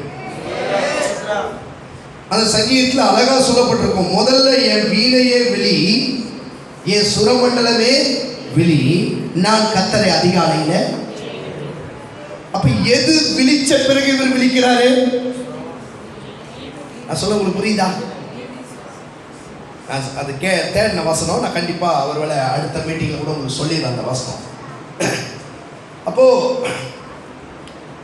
என்ன இந்த சுரமண்டலத்தில் என்ன விஷயம் இருக்கு அப்படின்னா, சுரமண்டலத்தில் ஸ்ட்ரிங்ஸ் இருக்கும். கிட்டார்ல பார்த்தீங்கன்னா ஸ்ட்ரிங்ஸ் இருக்கும் இல்லைங்களா? ஸ்ட்ரிங்ஸ் மீன் அந்த கம்பி, அதை வாசிக்கும் போது அந்த இசை வெளிப்படுது இல்லையா? இவர் வனாந்திரத்தில் இருந்தார். அரண்மனையில் இருக்கும்போது பிரச்சனை இல்லை, வனாந்திரத்தில் இருந்திருக்கிறார் இல்லைங்களா? வனாந்திரத்தில் இருக்கும்போது 63 சங்கீதத்தில் தேவனே நீர் என்னுடைய தேவன், அதிகாலமே உம்மை தேடுகிறேன் என்ற வனாந்திரத்திலிருந்து பாடுறாரு சங்கீதம் இல்ல? ஸ்தோத்திரம். கவனி. அப்போ இவர் வனாந்திரத்தில் இருக்கும்போது அங்க காற்று வீசும். இந்த வாத்தியம் ஒரு பக்கத்திலேயே இருக்கும். புரியுதுங்களா? வாத்தியம் பக்கத்திலேயே இருக்கும் சுரமண்டலம். இந்த காற்று அடிக்கும் பொழுது, வேகமா அடிக்கும் பொழுது இது வேகமா ஓடும். அந்த அதிகால காற்று, அதுதான் தென்றல் காற்று, அப்படியே ரொம்ப சாஃப்டா வரும். அப்ப இந்த ஸ்ட்ரிங்ஸ் டிங் டிங் டிங் அப்படி ஒரு மெல்லிய சவுண்ட் வரும். ஓகேங்களா? அப்ப தாவீதுக்கு புரியும், அதிகாலை வந்து விட்டது. ஒரு ஆமென் சொல்லுங்க. அன்றைக்கு அலாரம் உதவி இல்லை, ஆனா காற்று அவருக்கு உதவி செய்யும். ஒரு ஆமென் சொல்லுங்க. அந்த உதவியினால அவர் என்ன பண்றாரு? ஆண்டவரை ஒவ்வொரு நாளும் தேடுகிறார். உங்களுக்கு கர்த்தரும் உதவி செய்வாரு, சில நேரங்களில் உங்க பிள்ளைய வச்சு உதவி செய்வாரு. சில நேரத்தில் உங்க வீட்டம்மா பட்டு கையை தூக்கி மேலே போடும், அதுவும் ஒரு உதவி தான். ஒரு ஆமென் சொல்லுங்க. சில நேரத்தில் உங்க சின்ன குழந்தைங்க, அந்த சின்ன பிள்ளைங்க தான் காலை தூக்கி பட்டுன்னு உங்க தூக்கத்துக்கு எடுக்கும். விழிச்சு பாருங்க, 4 மணி இருக்கும். பிள்ளை போடல, கர்த்தர் தான் போட வச்சார். ஆமென் சொல்லுங்க. தாவீதுக்கு கர்த்தர் உதவி செய்தாரு. அந்த உதவியை புரிஞ்சுக்கிட்டு கர்த்தரை தேடினார் பாருங்க. ஆமென். கர்த்தரை தேடுறதுல உங்களுக்கு உதவி செய்யறாரு, நீங்க தான் புரிஞ்சுக்கணும். கர்த்தரை தேடணும். ஆமென் சொல்லுங்க. இந்த புதிய தகவலுக்காக கர்த்தரை ஸ்தோத்திரம் பண்ணலாமா?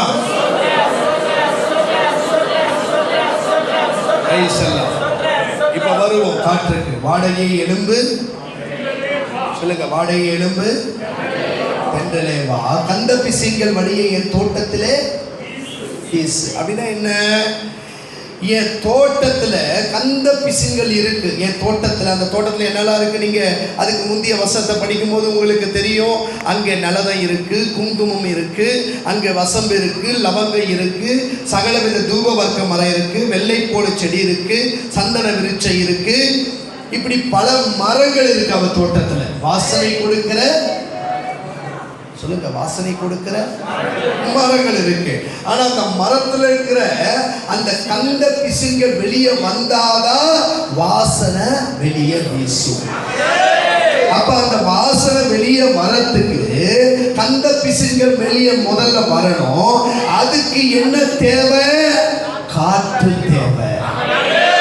அதுக்கு வேகமான காற்று தேவை, அதுக்கு தென்றல் காற்று தேவை. 2 விதமான காற்று வீசும் பொழுது இந்த மரத்தில் இருக்கிற பிசின்கள் வெளியே வரும். இப்ப வாசனை அப்படியே தோட்டத்தை நிரப்பும். இப்பதான் நேச தோட்டத்துக்கு வந்து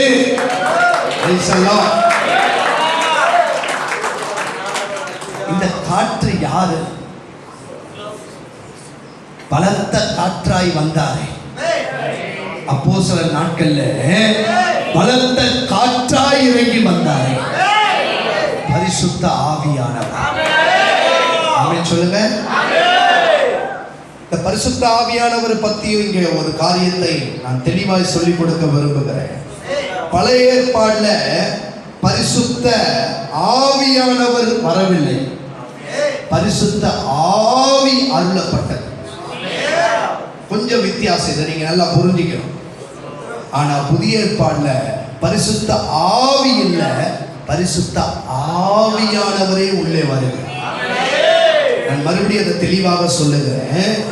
பரிசுத்த ஆவியானவர் தன்னுடைய வல்லமையை பழைய ஏற்பாடுல உதவிக்காக அனுப்பினார். அதுதான் பரிசுத்த ஆவி. புரியுதுங்களா?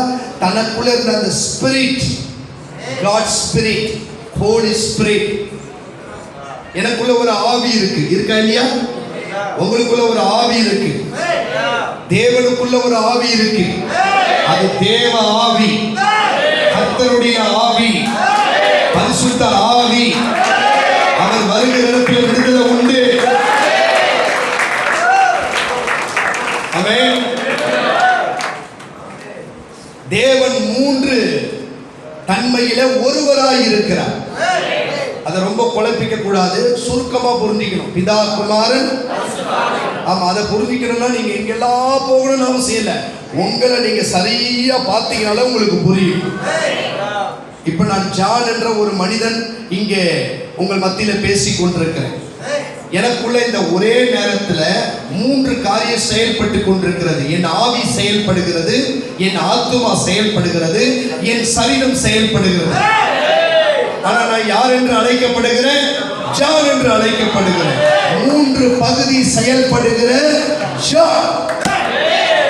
இதை புரிந்தாலே நமக்கு புரியும் பிதா, குமாரன், பரிசுத்த ஆவியானவர். ஏன் இப்படி படைச்சாரு?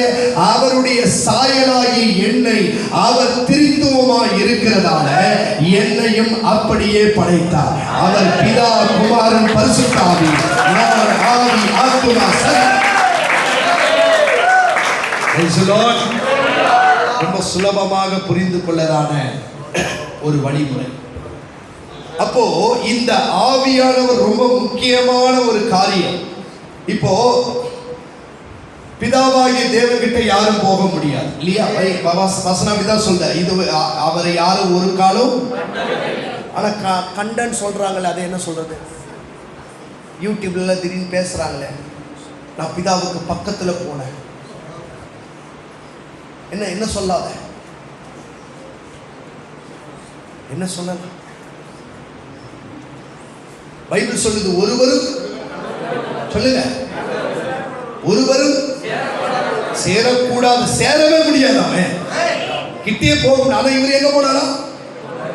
பக்கத்துல இருந்தாரா? அவர் சிடி கொடுத்தாரா? இவர் சிடி வாங்கினாரா?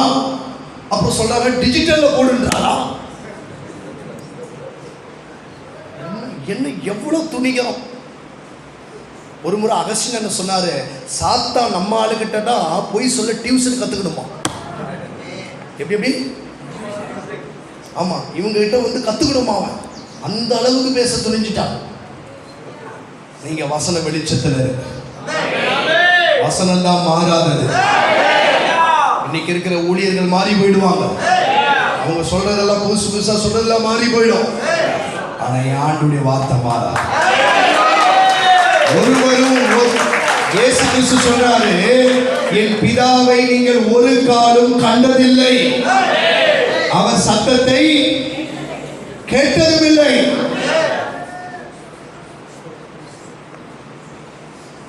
ரெண்டு இடத்துல அவர் சத்தம் வெளிப்பட்டிருக்கு.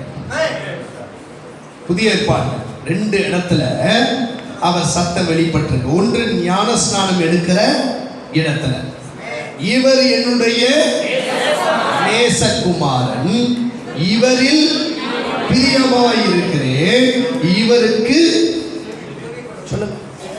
நான் உங்களை பார்த்து ஒரு கேள்வி கேட்கிறேன், அது பிதாவின் சத்தம் எப்படி நீங்க சொல்ல துணிஞ்சீங்க?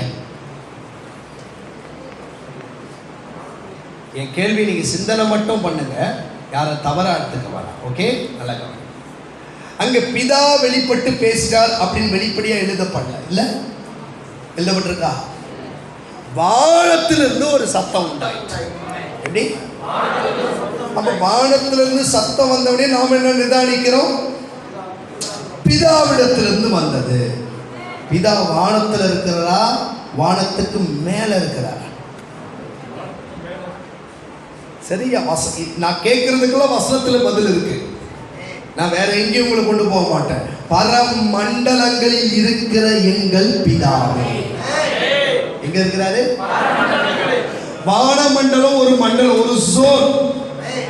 பைபிள்ல வானமண்டலம் இருக்கு, சூரிய மண்டலம் இருக்கு, ஆகாய மண்டலம் இருக்கு, சந்திர மண்டலம் இருக்கு, நட்சத்திர மண்டலம் இருக்கு.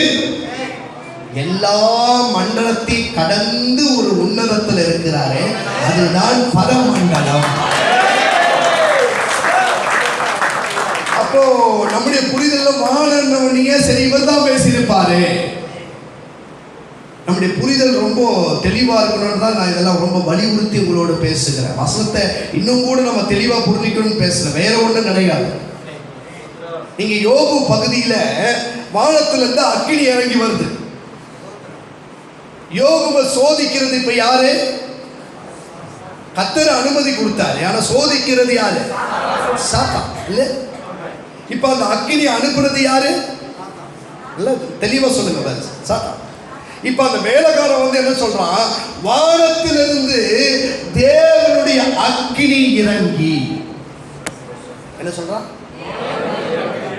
அப்ப அந்த வேலைக்காரனுக்கு என்ன புரிதல் இருக்கோ அதை வச்சுதான் அவன் பேசணும். மேல இருந்து வந்தா இப்படிதான் வந்துடும், ஆண்டவர்கிட்ட இருந்தா வந்துடும் நினைக்கிறான். இடையில வானமண்டலத்துல பொல்லாத ஆவி இருக்கிறது அவனுக்கு தெரியாது. நமக்கு கூட சில ஆளுங்களுக்கு எது வந்தாலும் கர்த்தருக்கு தோத்திரம். எப்படி வருது, யாருக்கிட்ட இருந்து வருது, அதெல்லாம் அவசியம் இல்லை. உடனே பைபிள் நெஞ்சில வச்சுக்குது, கர்த்தருக்கு தோத்திரம், கர்த்தர் கொடுத்தாரு, எங்க மாமா வந்தாரா கொடுத்தாரா, கர்த்தருக்கு தோத்திரம். புரியுதா? புரியுதா? செய்தி விஷயம் எங்க பேச வருது புரியுதா? வரதெல்லாம் கர்த்தர்கிட்ட இருந்து வருதுன்னு நினைக்காத. கர்த்தர்கிட்ட இருந்து வருவதுதான் கர்த்தர்கிட்ட இருந்து வரும். கொடுக்கறதெல்லாம் வாங்கிக்காதீங்க. கிடைக்கிறதெல்லாம் வாங்கிக்காதீங்க. கிறிஸ்தவர்களுக்கு தெளிவு இருக்கணும். என் உழைப்புல வரணும். என் உழைப்பை கர்த்தர் ஆசீர்வதிச்சு வரணும். என் ஊழியத்தை ஆசீர்வதிச்சு வரணும். எனக்கு நேர்மையா வரணும். அதுதான் கர்த்தரால் வருகிறது. அப்படி கர்த்தரால் வராம ஒண்ணு உள்ள வந்துருச்சுன்னா, இதை நான் ரொம்ப ஆழமா சொல்றேன், பேய் உள்ள வந்துட்டான்னு அர்த்தம். எப்படி? கர்த்தர்கிட்ட இருந்து வரல, ஒரு பொருள் கர்த்தர்கிட்ட இருந்து வரல அப்படின்னா, அப்ப அதுக்கப்புறமா யார்கிட்ட இருந்து வந்திருக்கு? அப்ப அதை நான் சந்தோஷமா எடுத்துக்கிட்டேன்னா, இப்ப யார உள்ள எடுத்துக்கிட்டேன்? தாமஸ் ராஜையா அவங்க ஒரு சாட்சியை சொல்றாங்க. அந்த சாட்சி சொல்றதுக்கு ஒரு தைரியம் வேணும். அந்த சாட்சி சொல்றதுக்கு ஒரு பெரிய தைரியம் வேணும். என் வீட்டுல வந்து எந்த பொருள் பக்கத்துல நீங்க போய் நின்னீங்கன்னா அது பேசுமா, அதோடைய எதிரொலி எக்கோ அடிக்குமா, நான் கர்த்தரால இந்த வீட்டுக்கு வந்தேன். என்ன மனுஷன் தெரியல. எல்லாரும் இப்படி பேச முடியல. நானும் பேச முடியுமான்னு முயற்சி பண்ணிக்கிட்டு இருக்கிறேன்.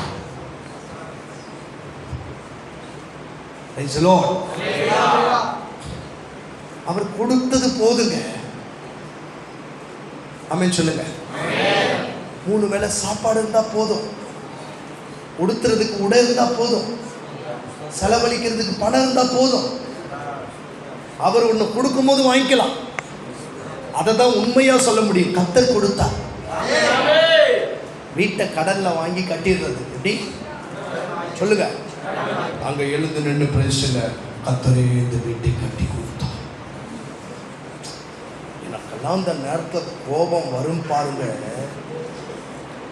பழைய ஏற்பாடா இருந்தது, ஜோலி முடிஞ்சது. அதுக்கு பதிலா அந்த சாட்சியை நீங்க வேற மாதிரி கூட சொல்லுங்க. எனக்கு விசுவாச குறைவு. ஏன் உன் குறைய ஒத்துக்கிட்டா நான் குறைஞ்சா போயிடுவேன். எனக்கு விசுவாச குறைவு.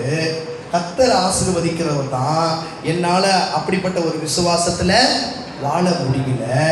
எனக்கு இருந்த கொஞ்சம் விசுவாசத்தில் நான் வாழ்ந்துக்கிட்டு இருக்கிறேன். கடன் வாங்கி தான் இந்த வீட்டை கட்டியிருக்கிறேன். கர்த்தர் எனக்கு இரக்கம் செய்தார். இது உண்மை சாட்சி. கர்த்தர் இப்போ உன் மேல கோபப்பட மாட்டார், உன்னை நேசிப்பார். அவன் உண்மையை சொல்லிட்டான். ஆனா இவர் ஊரெல்லாம் கடன் வாங்கி கட்டிட்டு இப்ப இந்த கடனுக்கெல்லாம் யாரு காரணம் சொல்றாரு பாருங்க? கர்த்தர். கர்த்தர் தான் கடன் வாங்கினாரா? என்னையா சாட்சி? இப்ப இந்த நவீன காலம் வந்துட்டோன்னு எல்லாம் ஆன்லைன். கூட வேணா வந்துச்சு இஎம்ஐ. எப்படி இஎம்ஐ? இப்போ பாஸ்டங்களும் மாறிட்டாங்க இல்லை, மக்களோட மக்கள் ஆயிட்டாங்க. அதனால அதை போய் ஆசீர்வதிச்சு ஜெபம் பண்ணதால இப்போ எல்லாருமே பழகிட்டாங்க. பாஸ்டங்களும் பழகிட்டாங்க. சொல்லுங்க,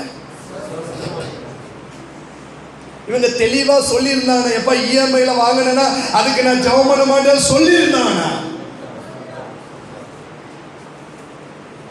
சென்னையில் இருக்கிறார், பூந்தமல்லின்னு ஒரு பகுதியில் இன்னைக்கு இருக்கிறார். கடன் கிட்ட கூட போயிடக்கூடாது. கடன் வாங்கினா உனக்கு அவர் ஆசீர்வதிக்க மாட்டார், அப்படியே ஓடிடு. கடன் இல்லாத சூழ்நிலை மட்டும் என்கிட்ட கொண்டு வா.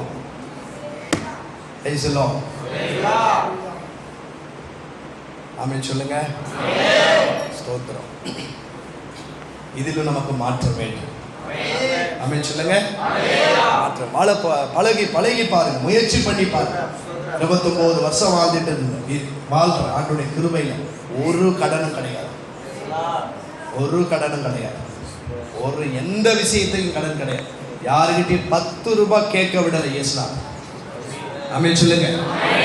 ஆமா, பிள்ளைங்க என்ன படிப்பு தேவைனால கர்த்தர் பொறுப்பெடுக்கிறார். ஆமென். என்ன தேவைனால கர்த்தர் பொறுப்பெடுக்கலாம். அவர் அதை செய்யல காத்திருக்கணும்.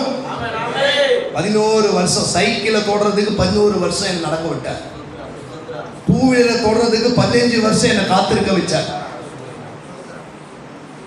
இப்போ 29வது வருஷத்துல வந்திருக்கிறேன். இப்போ நான் இஎம்ஐ நினைச்சா ஒரு கார் எடுக்க முடியும். ஆனா அது கர்த்தர் தந்தது சொல்ல முடியாது. இல்லை, ஒரு நாள் வரும். உங்களுக்கு சாட்சியா வருவேன், கார்லயே வருவேன், சொல்லுவேன் கர்த்தரே தந்தா. ஆமென் சொல்லுங்களேன். கர்த்தரே தந்தா. என் மனைவி சொல்றாங்க, ஐயா ஒரு செகண்ட்ஸ்ல ஒரு கார் எடு, நம்ம போலாம், ஃபேமிலியா போலாம். அந்த தவறு செய்யவே மாட்டேன். எனக்கு செகண்ட்ஸ்ல கொடுக்குறாரோ, எனக்கு ஃபர்ஸ்ட்ல கொடுக்குறாரோ, கர்த்தர் எனக்கு கொடுக்கும். ஆமென் சொல்லுங்க.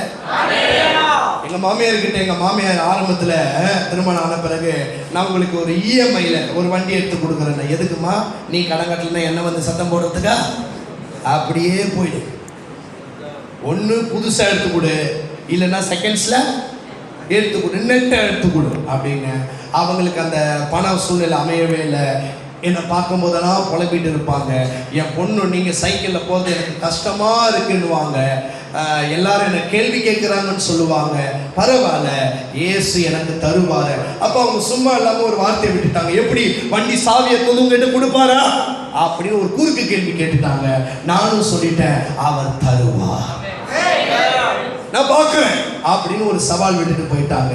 நான் தாழ்மையாக தான் சொன்னேன், அவங்க அதை சவாலாக எடுத்துக்கிட்டாங்க. ஒரு நாள் ஒரு சகோதரர் திடீரென்று எனக்கு ஃபோன் பண்ணி என்னை அழைத்தாரு. அவர் யாருன்னு எனக்கு தெரியாது, உண்மை சம்பவத்தை சொல்கிறேன். நான் போன உடனே குறிப்பிட்ட இடத்துலேருந்து அவர் ஷோரூம் கொண்டு போனார்.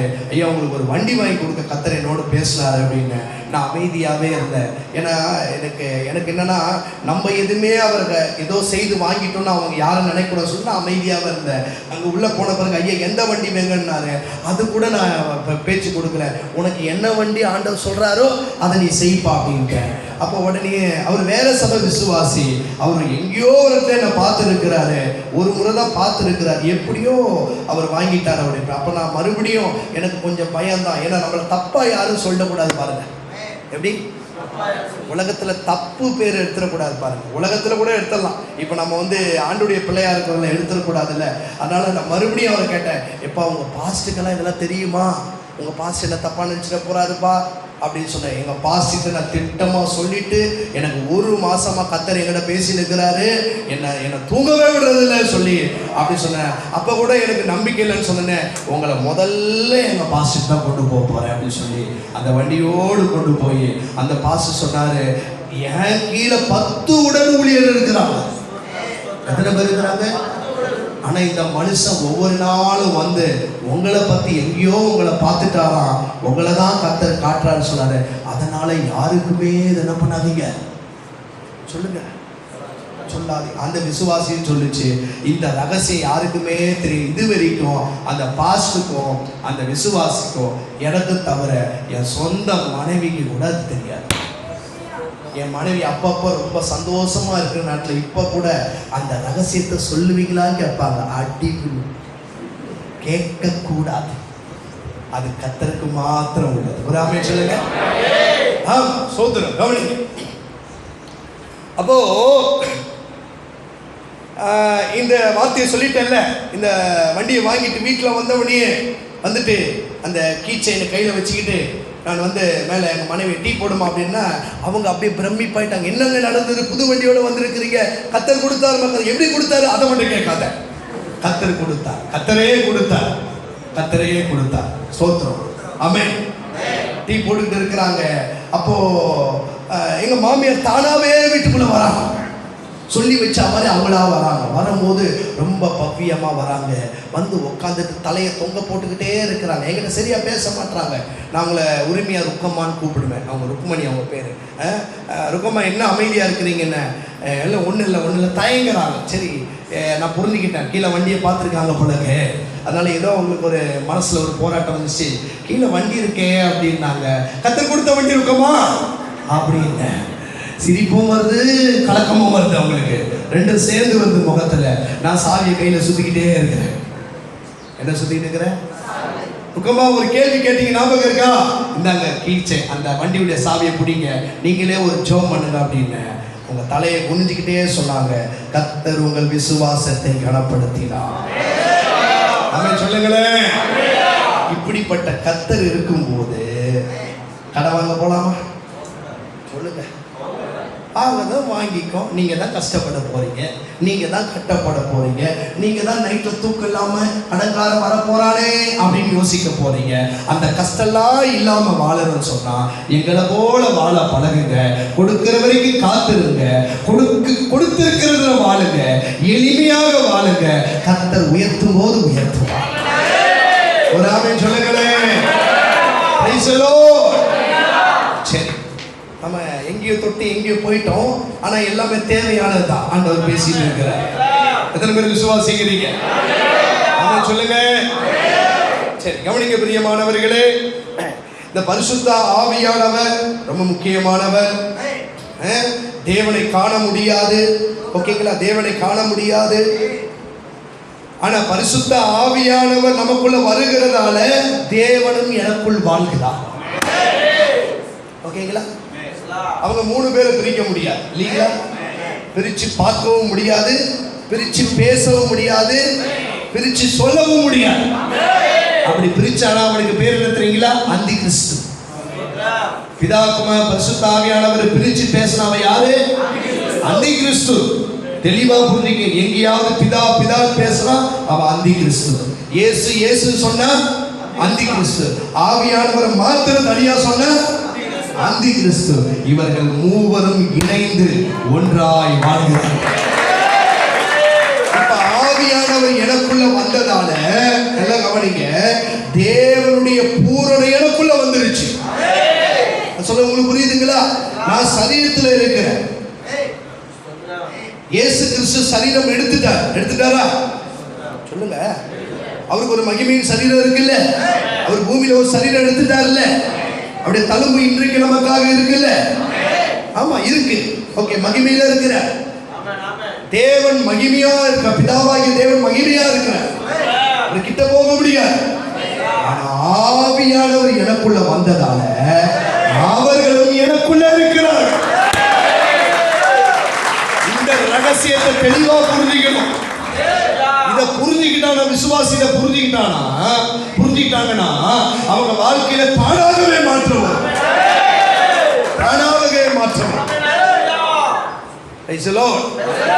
பரிசுத்த ஆவியானவர் அவர் வந்து உங்களை சகல சத்தியத்திற்குள் நடத்துவார். உங்களுக்கு கண்டித்து உணர்த்த வேண்டியதெல்லாம் உணர்த்துவார். ஆமென் சொல்லுங்க. தேற்ற வேண்டிய நேரத்துல ஆமா தேடாதீங்க. என்னை தேற்ற ஒருவர் போன்ற இந்த பாட்டு போட என் இதயம் யாருக்கு தெரியும். இந்த பாட்டுல நான் விரும்புறதே இல்லை. எனக்கு என்ன புரிதல்னா என் இதயம் இயேசுவுக்கு தெரியும். ஒருவேளை அந்த பாட்டு வேணா மாத்தி பாட முயற்சி பண்ணுங்க. என் வேதனை யாருக்கு தெரியும் பாடக்கூடாது. இது யார் பாடணும்? இயேசு அறியாதவன் பாடணும். இப்ப நான் பாடுவேன். என் வேதனை இயேசுவுக்கு தெரியும், யார் என்னை தேற்றுவா. கொஞ்சம் ராகம் மாறுது, அட்ஜஸ்ட் பண்ணிக்கங்க. யார் என்னை கேட்கக்கூடாது. ஏன்னா தேற்றவாள உள்ள வந்த பிறகு நான் அப்படி பாடுறேன்னா அவருக்கு வருத்தம் வரும் இல்ல? அவர் என்னடா ஆச்சு இவனுக்கு இன்னும் சரியான புரிதலே வரலையே, என்ன கூட வச்சுக்கிட்டு என்ன இதயத்திலே வச்சுக்கிட்டு இவன் யார் தேற்றுவார் கேட்கிறாரு. நான் எப்படி பாடணும்? இயேசு என்னை தேற்றுவார் அப்படி பாடணும். நிறைய பாட்டுல ஆல்டர்ஸ்லாம் தேவைப்படுது தெரியுங்களா? ஆதரிக்கிறீங்களா எதிர்க்கிறீங்களா? ஆவியானவர் எனக்குள்ள இருக்கும் போது எனக்கு இன்னொரு தேற்றவாள. ஒருவேளை நீங்க புரிஞ்சிக்காம இன்னைக்கு புரிஞ்சுக்குங்க. இந்த கூட்டத்தின் வாயிலாக செய்தியின் வாயிலாக ஒரு சரியான புரிதலுக்குள்ள வாங்க. இனி நான் தேடக்கூட என்னை தேற்ற சொந்தக்காரன் வருவானா, உறவினர் வருவானா, அடுத்த விசுவாசி வருமா? சில பாஸ்டர் மேல போற சொல்லு, நீங்க எங்களை கண்டுக்கிறது இல்லை. ஆரம்பத்தில் வந்தது போல இப்பெல்லாம் நீங்க வீட்டுக்கு சரியா வர்றதில்லை. எத்தனை காலம் உனக்கே வந்துகிட்டு இருக்குது சொல்லுங்க.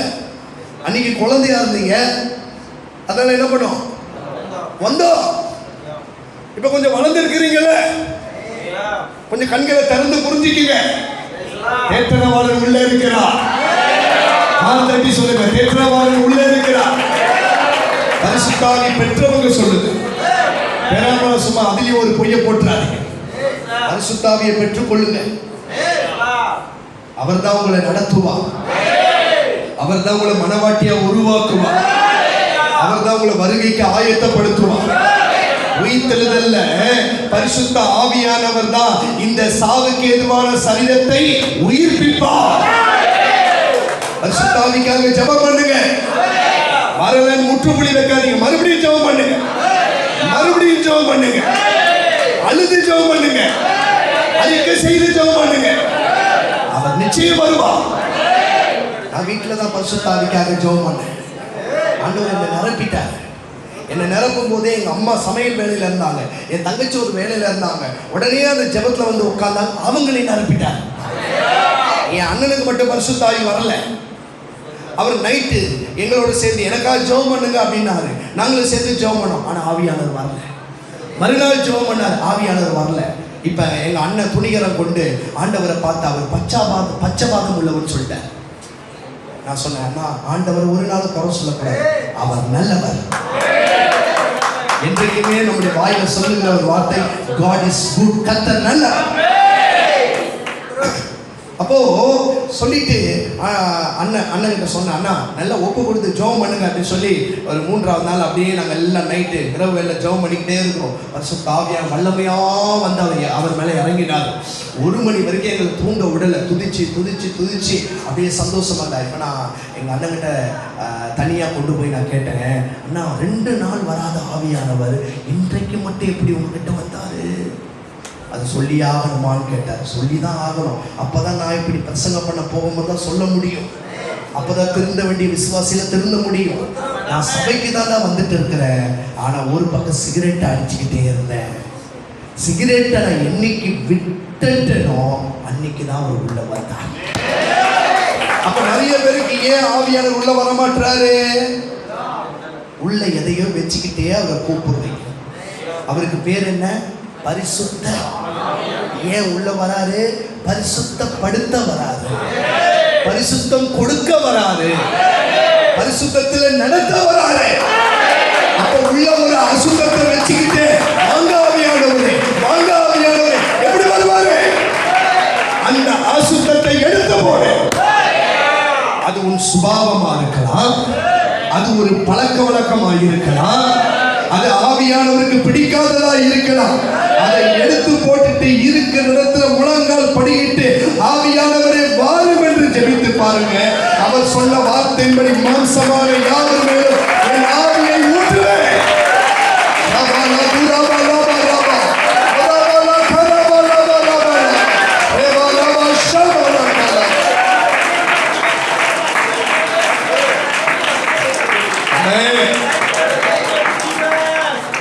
பரிசுத்த ஆவியானவர் நிரப்புவார். ஆமென் சொல்லுங்க. உங்க குடும்பத்துல பரிசுத்த ஆவி பெறாத இருக்கிறவங்களுக்காக நீங்க தான் ஜெபிக்கணும். அவங்கள ஜெபத்துல அமர வச்சு அவங்களுக்காக ஜெபிங்க. நீங்க குடும்பமா சேர்ந்து ஜெபம் பண்ணுங்க. அபிஷேகத்தை பெற்றுக்கொள்ளட்டும். ஆவியானவர் நடத்தப்படாத ஒரு வாழ்க்கையும் ஊழியமும் அது சிறந்ததாகவே இருக்காது. என்னத்தான் இதை விளக்கமா போதித்தாலும் அவர் வந்து உங்களை நடத்துறாரு பாருங்க. அதற்கு இணை எதுவுமே. நீங்கள் பெற்ற அபிஷேகம் உங்களுக்கு போதிக்கும். சொல்லுங்களேன். தேவனுக்கு மகிமை உண்டாகட்டும். இந்த சப்ஜெக்டை நம்ம கவர் பண்ண வாசல் ஏன் இந்த பரிசுத்த ஆவியானவர் என்ற, அதாவது நல்லா இங்க ஒரு தவறா புரிஞ்சிக்கூடாது. நான் காற்று என்று சொல்லவில்லை, காற்றுக்கு ஒப்பனையாக சொல்லுகிறேன். பரிசுத்த ஆவியானவருடைய வல்லமையை நீங்க அதை இப்படித்தான் நிதானிக்க முடியாது. உங்களுடைய சிந்தைக்கு அப்பாற்பட்டது. ஓகேங்களா? நீங்க இப்படிதான் ஒரு அளவு சொல்லுவீங்க, அது அதையும் கடந்ததா இருக்கும். பரிசுத்தாவுடைய வல்லமை நீங்க வேதத்துல பாருங்க, ஒரு கருவை உண்டாக்கக்கூடியது. ஆமென் சொல்லுங்களேன். கன்னியின் வயிற்றில் ஒரு கருவை உண்டாக்கக்கூடியது. ஆமென் சொல்லுங்களேன். ஓகேங்களா? எவ்வளவு பெரிய வல்லமை அந்த பரிசுத்தாவுடைய வல்லமை. நீங்க நிறைய நேரத்துல பலவீனம் ஆகும் பொழுது நீங்க டாக்டரை தேடுறீங்க, அது உங்க விசுவாசம். ஸ்தோத்திரம். மாத்திரை போடுறீங்க, அது உங்க விசுவாசம். ஸ்தோத்திரம். இதெல்லாம் நான் வேணான்னு சொல்லல, ஆனா நான் அதை கடைபிடிக்கிறது கிடையாது. கர்த்தருடைய பெரிதான கிருபையினால 29 இயர்ஸ் என் சரீரத்துல மாத்திரை, மருந்து, குளுக்கோஸ், வாட்டர், ஊசி எதுவும் போனது கிடையாது. எப்படி வச்சிருக்கிறார் சொல்லுங்க. எங்க அம்மா யார் தெரியுமா? நர்ஸம்மா. எங்க அம்மா நர்ஸ். நான் சொன்ன உடனே ஊசி போட்டுருவான், மாத்திரை அப்படியே விதவிதமாக கொடுப்பான். ஆனால் புள்ள எப்படி வாழ்ற பார்த்தீங்களா? என் ஆண்டவர் எனக்கு மருத்துவர். சொல்லுங்க. ஸ்தோத்திரம். நீங்க கொஞ்சம் முயற்சி பண்ணி பாருங்க. அதுக்காக இந்த காரியத்தை சொல்லுங்க. பரிசுத்தாவிய வல்லமையை நீங்க மேன்மையாக பாருங்க. உங்க பலவீனத்துல அந்த வல்லமையை பயன்படுத்துங்க. ஆவில நிறைந்து ஜெபம் பண்ணுங்க. ஆவில நிறைந்து ஜெபம் பண்ணுங்க. டாக்டர் கிட்ட போறீங்க, ரைட், ஓகே, இல்ல அதெல்லாம் ஒரு பக்கம் இருக்கட்டும். ஒரு பக்கம் இதை சரியா செய்து பாருங்க. டாக்டர்கள் சிலர்கிட்ட சொல்றத அதை யோசிக்கிற நீங்க இந்த பரிசுத்தாவின் வல்லமை எவ்வளவு பேசுன்னு யோசிங்க. ஆவில நிறைந்து ஜெபம் பண்ணுங்க. ஆண்டவரே, என் வயிற்றுல பிரச்சனை சொல்றாங்க, உங்க வல்லமை அதை சரிப்படுத்த முடியும். தெய்வீக சுகத்து வேணா ஆவில நிறைந்து ஜெபிக்க. ஆவில அதற்கு இணையான மருந்து கிடையாது. இணையான மருந்து கிடையாது. அனுபவிச்சு பாருங்க. இதை இனி அனுபவிச்சு பாருங்க. கர்த்தர் உங்களை சாட்சியாய் நிறுத்துவார். சாட்சியாய் நிறுத்துவார். ஸ்தோத்திரம். இந்த பரிசுத்த ஆவியினுடைய அந்த வல்லமை மனவாட்டி ஜெபிக்கிறார். எனக்கு பரிசுத்த ஆவியுடைய உதவி வேண்டும், எனக்கு அந்த காற்று வேண்டும். ஏன்னா அப்பதான் வாசனை வெளியே வரும். ஆமென் சொல்லுங்க. அவர் வந்தாதான் எனக்குள்ள மாற்றம். பேதுருக்குள்ள வந்தார். பேதுரு எப்படி இருந்தாரு? மூர்க்க குணம் உள்ளவர் இல்ல, உடனே கத்தி எடுத்துருவார், கோபம் வந்துடும். அவசர முடிவெடுக்கிறவர், எதுக்கு எடுத்தாலும் யோசிக்காம பேசிடுவார். அவசர முடிவெடுக்கிறவர், மூர்க்க குணம் உள்ளவர், பின்வாங்கி போனவர். எப்படிப்பட்டவரே? இயேசுவை மறுதலித்தவர்.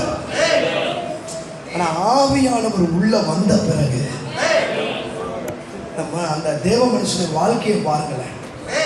அந்த மூர்க்க குணம் போயிடுச்சு, அந்த அவசர முடிவெடுக்கிறதெல்லாம் போயிடுச்சு. தேவனுக்காக சாட்சியா நிற்கிறாரு. ஆமென். இப்ப கிறிஸ்துவின் நிமித்தம் எல்லா நிந்தனைகளையும் ஏற்றுக்கொள்ளுது. மாற்றம் வந்துருச்சா?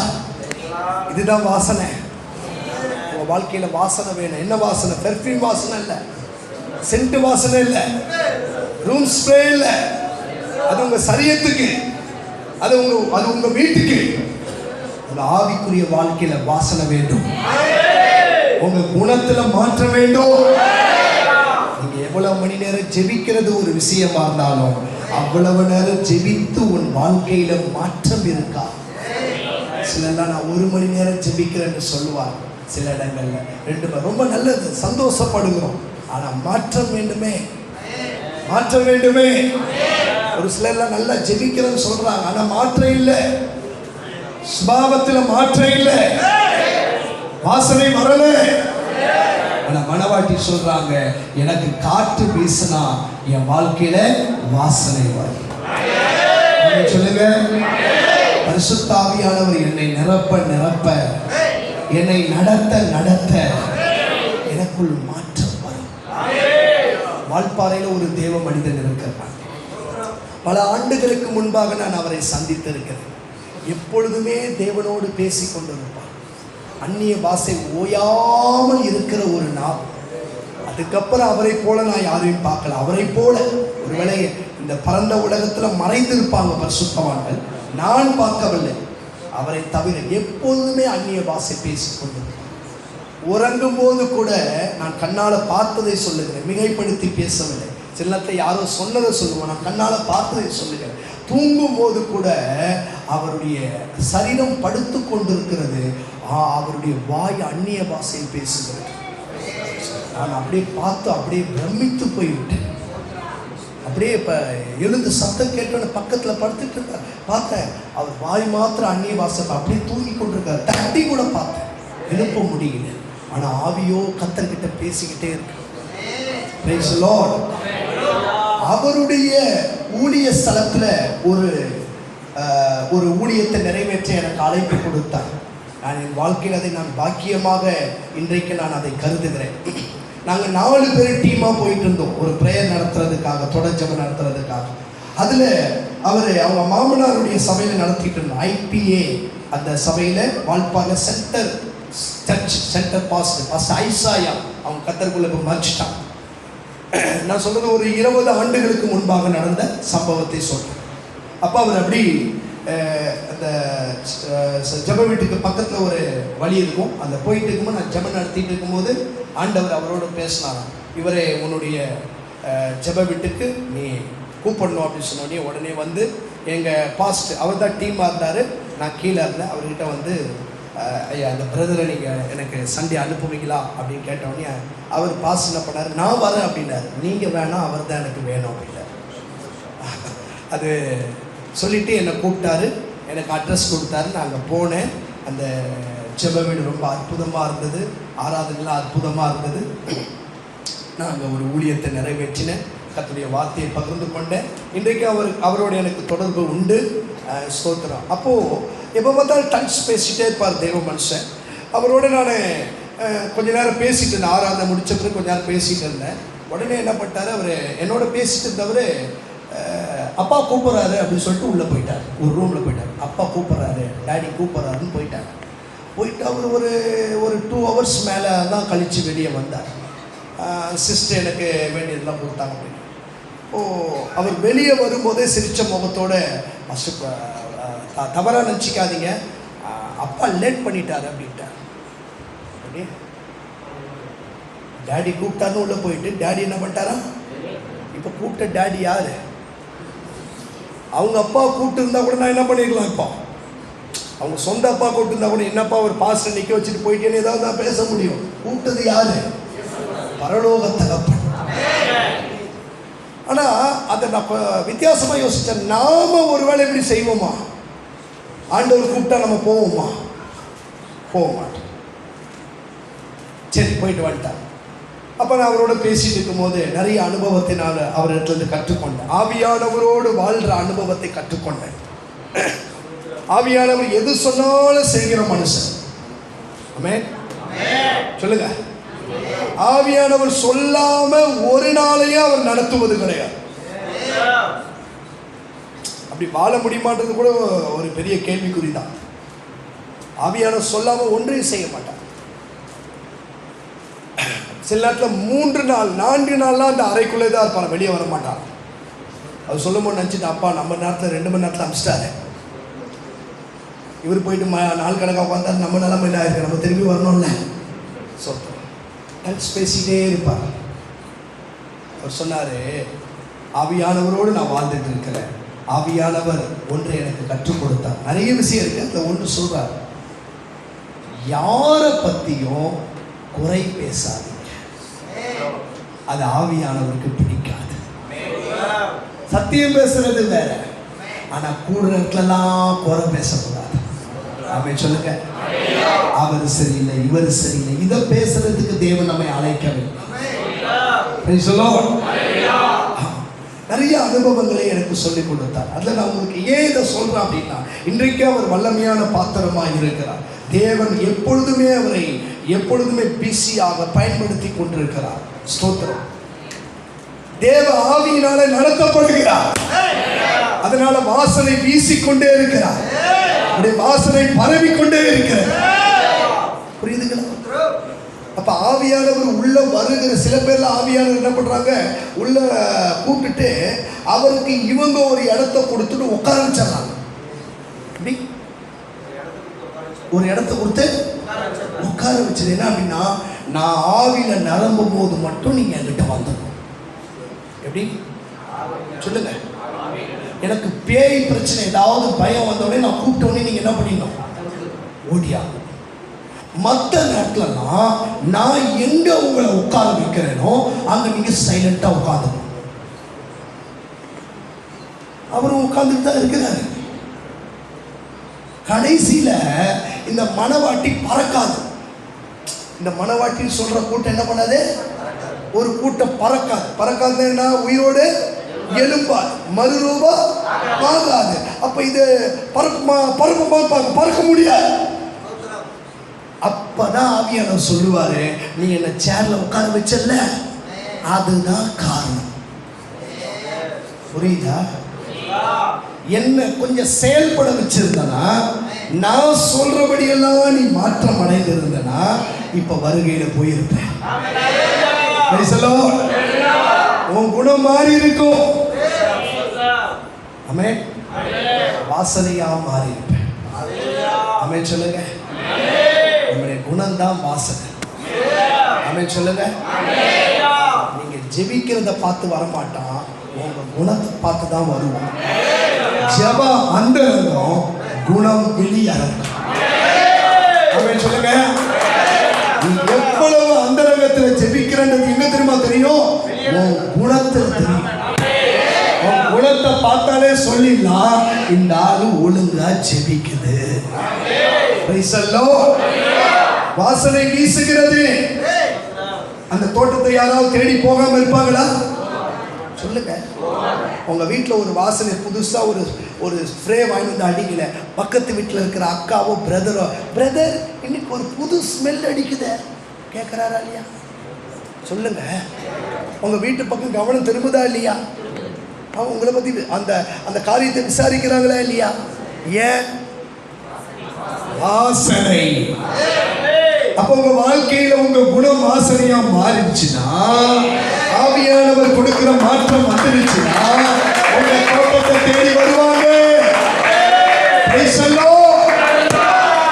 உங்க மூலியமாக இயேசுவை அறிந்து கொள்வார். ஆமென் சொல்லுங்க. நான் 3 பேசணும்னு நினைச்சேன், நான் 2 தான் உங்களோட பேசியிருக்கிறேன். 3வது எடுத்தா கண்டிப்பா என்னால் நிறைவு செய்ய முடியாது. ஒருவேளை அந்த 3வது ஜெபத்தை இன்னும் இருக்கிற நேரங்களில் தேவன் அனுமதிப்பாரானால் அந்த உன்னத ஜெபத்தை நான் உங்களோட பேசுகிறேன், தனியாக பேசுகிறேன். கர்த்தர் நமக்கு உதவி செய்வார். நம்ம 2 ஜெபத்தை பார்த்தோம். மனவாட்டினுடைய 2 ஜெபம். ஒன்று, என்னை இழுத்துக்கொள்ளும். இன்னொன்று, என்னை வாசனையாக மாற்றும். சொல்லுங்க. என் தோட்டத்தை வாசனையாக மாற்றும். ஆமென் சொல்லலாமா? நம்ம எல்லாரும் ஒப்பு கொடுத்து ஜெபிக்கலாமா? அப்படியே முழங்கால் படியிடுங்க. முடியாதவங்க நீந்தடிக்கலாம், முடிஞ்சவங்க அப்படியே முட்டிய மடக்கி, ஆண்டவரே உங்க வார்த்தை என்னை உருவாக்கட்டும். நீங்க விரும்புகிற ஒரு பாத்திரமா, நீங்க விரும்புகிற மனவாட்டியா, எல்லாரும் கண்களை முடிச்சோம். ஆண்டவரே ஒப்பு கொடுத்து ஜெபிக்கிறோம். ஆண்டவரே உங்க வார்த்தை என்னை நடத்தட்டும், உங்க வார்த்தை என்னை இழுத்துக் கொள்ளட்டும். ஒரு மாற்றம் வரட்டும் ஆண்டவரே. நான் இருக்கிற பிரகாரம் இந்த இடத்தை விட்டு போயிடக்கூடாது.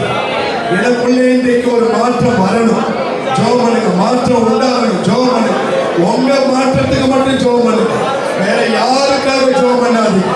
என்ன மாற்றம் சொல்லுங்க. இயேசுவே என்னை இழுத்துக் கொள்ளும். ஆவியானவரே என்னை திருப்பிக் கொள்ளும். என்னை மாற்றும். என்னை வாசனையாக மாற்றும். என் தோட்டத்தை வாசனையாக மாற்றும். ஒரு வாடை காற்று வீசட்டும். ஒரு வாடை காற்று வீசட்டும். பரிசுத்த ஆவியிலே காற்று வீசட்டும். இப்பொழுது காற்று வீசட்டும். ஆவியானவரே காற்று வீசட்டும்பா. அந்த பிசைகள் வடியே, அந்த பிசைகள் வடியே என் தோட்டத்தில் வீசு.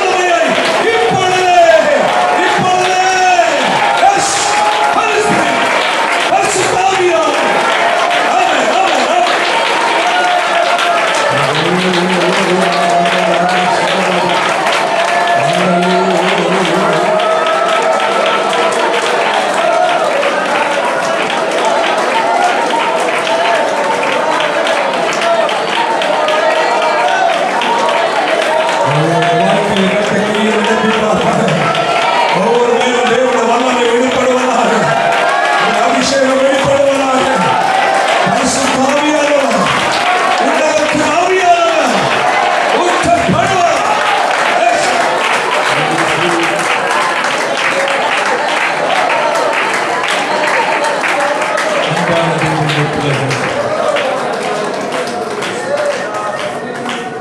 கட்டடத்தில் திரும்புகிறது. ஆண்டவர் நோக்கி, ஆண்டவரே என்னை நீர் இழுத்துக்கொள், என்னை இழுத்துக்கொள். என் பலத்தால் வர முடியாது, என் சொந்த முயற்சியால் வர முடியாதப்பா, என்னை நீர் இழுத்துக்கொள்ளும் என்று சொல்ல கர்த்தரை நோக்கி முதல் விண்ணப்பத்தை வைப்போம். ஆமென். வாடியே எழும்பு, தென்றலே வா என்று சொல்ல இரண்டாவது ஜெபத்தை கேட்டோம். ஆமென். என்னுடைய வாசனை வீசட்டும். நாள் வரையிலே நம்முடைய வாழ்க்கையில் சாட்சியற்ற ஒரு வாழ்க்கை நம்முடைய காணப்படவில்லை. விட வேண்டிய காரியங்களை விடாதபடி நமக்குள் மறைத்து வைத்துக் கொண்டு கர்த்தர் துக்கப்படுகிற நிலையிலுள்ளதான காரியங்களை நம்முடைய வாழ்க்கையில பற்றி கொண்டு வாழ்வோம் என்றால் இந்த கர்த்தர் பக்கமாக திரும்புவதாக. வாழ்க்கையை கீழ்ப்படியாமைகள், அறியாமைகள், துணிகரங்கள் தேவன் உங்கள் வாழ்க்கையில் செய்ய வேண்டிய காரியங்களை செய்யாதபடி தடுத்துக் கொண்டிருக்கிறார். தேவனால் தெரிந்து கொள்ளப்பட்ட தேவனுடைய ஜனங்களுடைய வாழ்க்கையில் தேவனுடைய ஆளுகை பூரணமாய் வெளிப்படட்டும். தேவனுடைய கட்டுப்பாட்டுக்குள் அவர்கள் கடந்து வருவார்களாக. குடும்பத்தில் தேவனுடைய ஆளுகை வெளிப்படுவதாக. தனிப்பட்ட வாழ்க்கையில் தேவனுடைய ஆளுகை வெளிப்படுவதாக. கர்த்தர் வெளிப்பட்டுக் கொண்டிருந்தார் என்று தீர்மானத்தோடு கடந்து செல்லும். முதல் தடவை வாழ்க்கை அளவில் தீர்மானம் வெளிப்படட்டும். கர்த்தர் உங்கள் வாழ்க்கையை எதிர்பார்க்கிறார். ஒரு புதிய காரியத்தை கர்த்தர் உங்கள் வாழ்க்கையில் செய்ய விரும்புகிறார். எல்லாரும் ஜெபிப்போம். நல்ல பிதாவே, நல்ல வேலைக்காக நன்றி செலுத்துகிறோம். அருமையான கர்த்தாவே, எழுப்புதல் கூட்டத்தினுடைய முதல் பகுதி நம்முடைய வாதியங்கள் மத்தியில் ஈடுபட்டபடியினாலும் அங்கு ஸ்தோத்திரம். ஒருவருடன் பேசிக் கொண்டிருந்தபடினால் நன்றி செலுத்துகிறோம். ஒவ்வொரு கர்த்தர் ஆசீர்வதிப்பீராக. தேவ சத்தம் தொடர்ந்து உங்களுடைய பிள்ளைகளுடைய செவிகள் துரித்துக் கொண்டிருக்கட்டும்.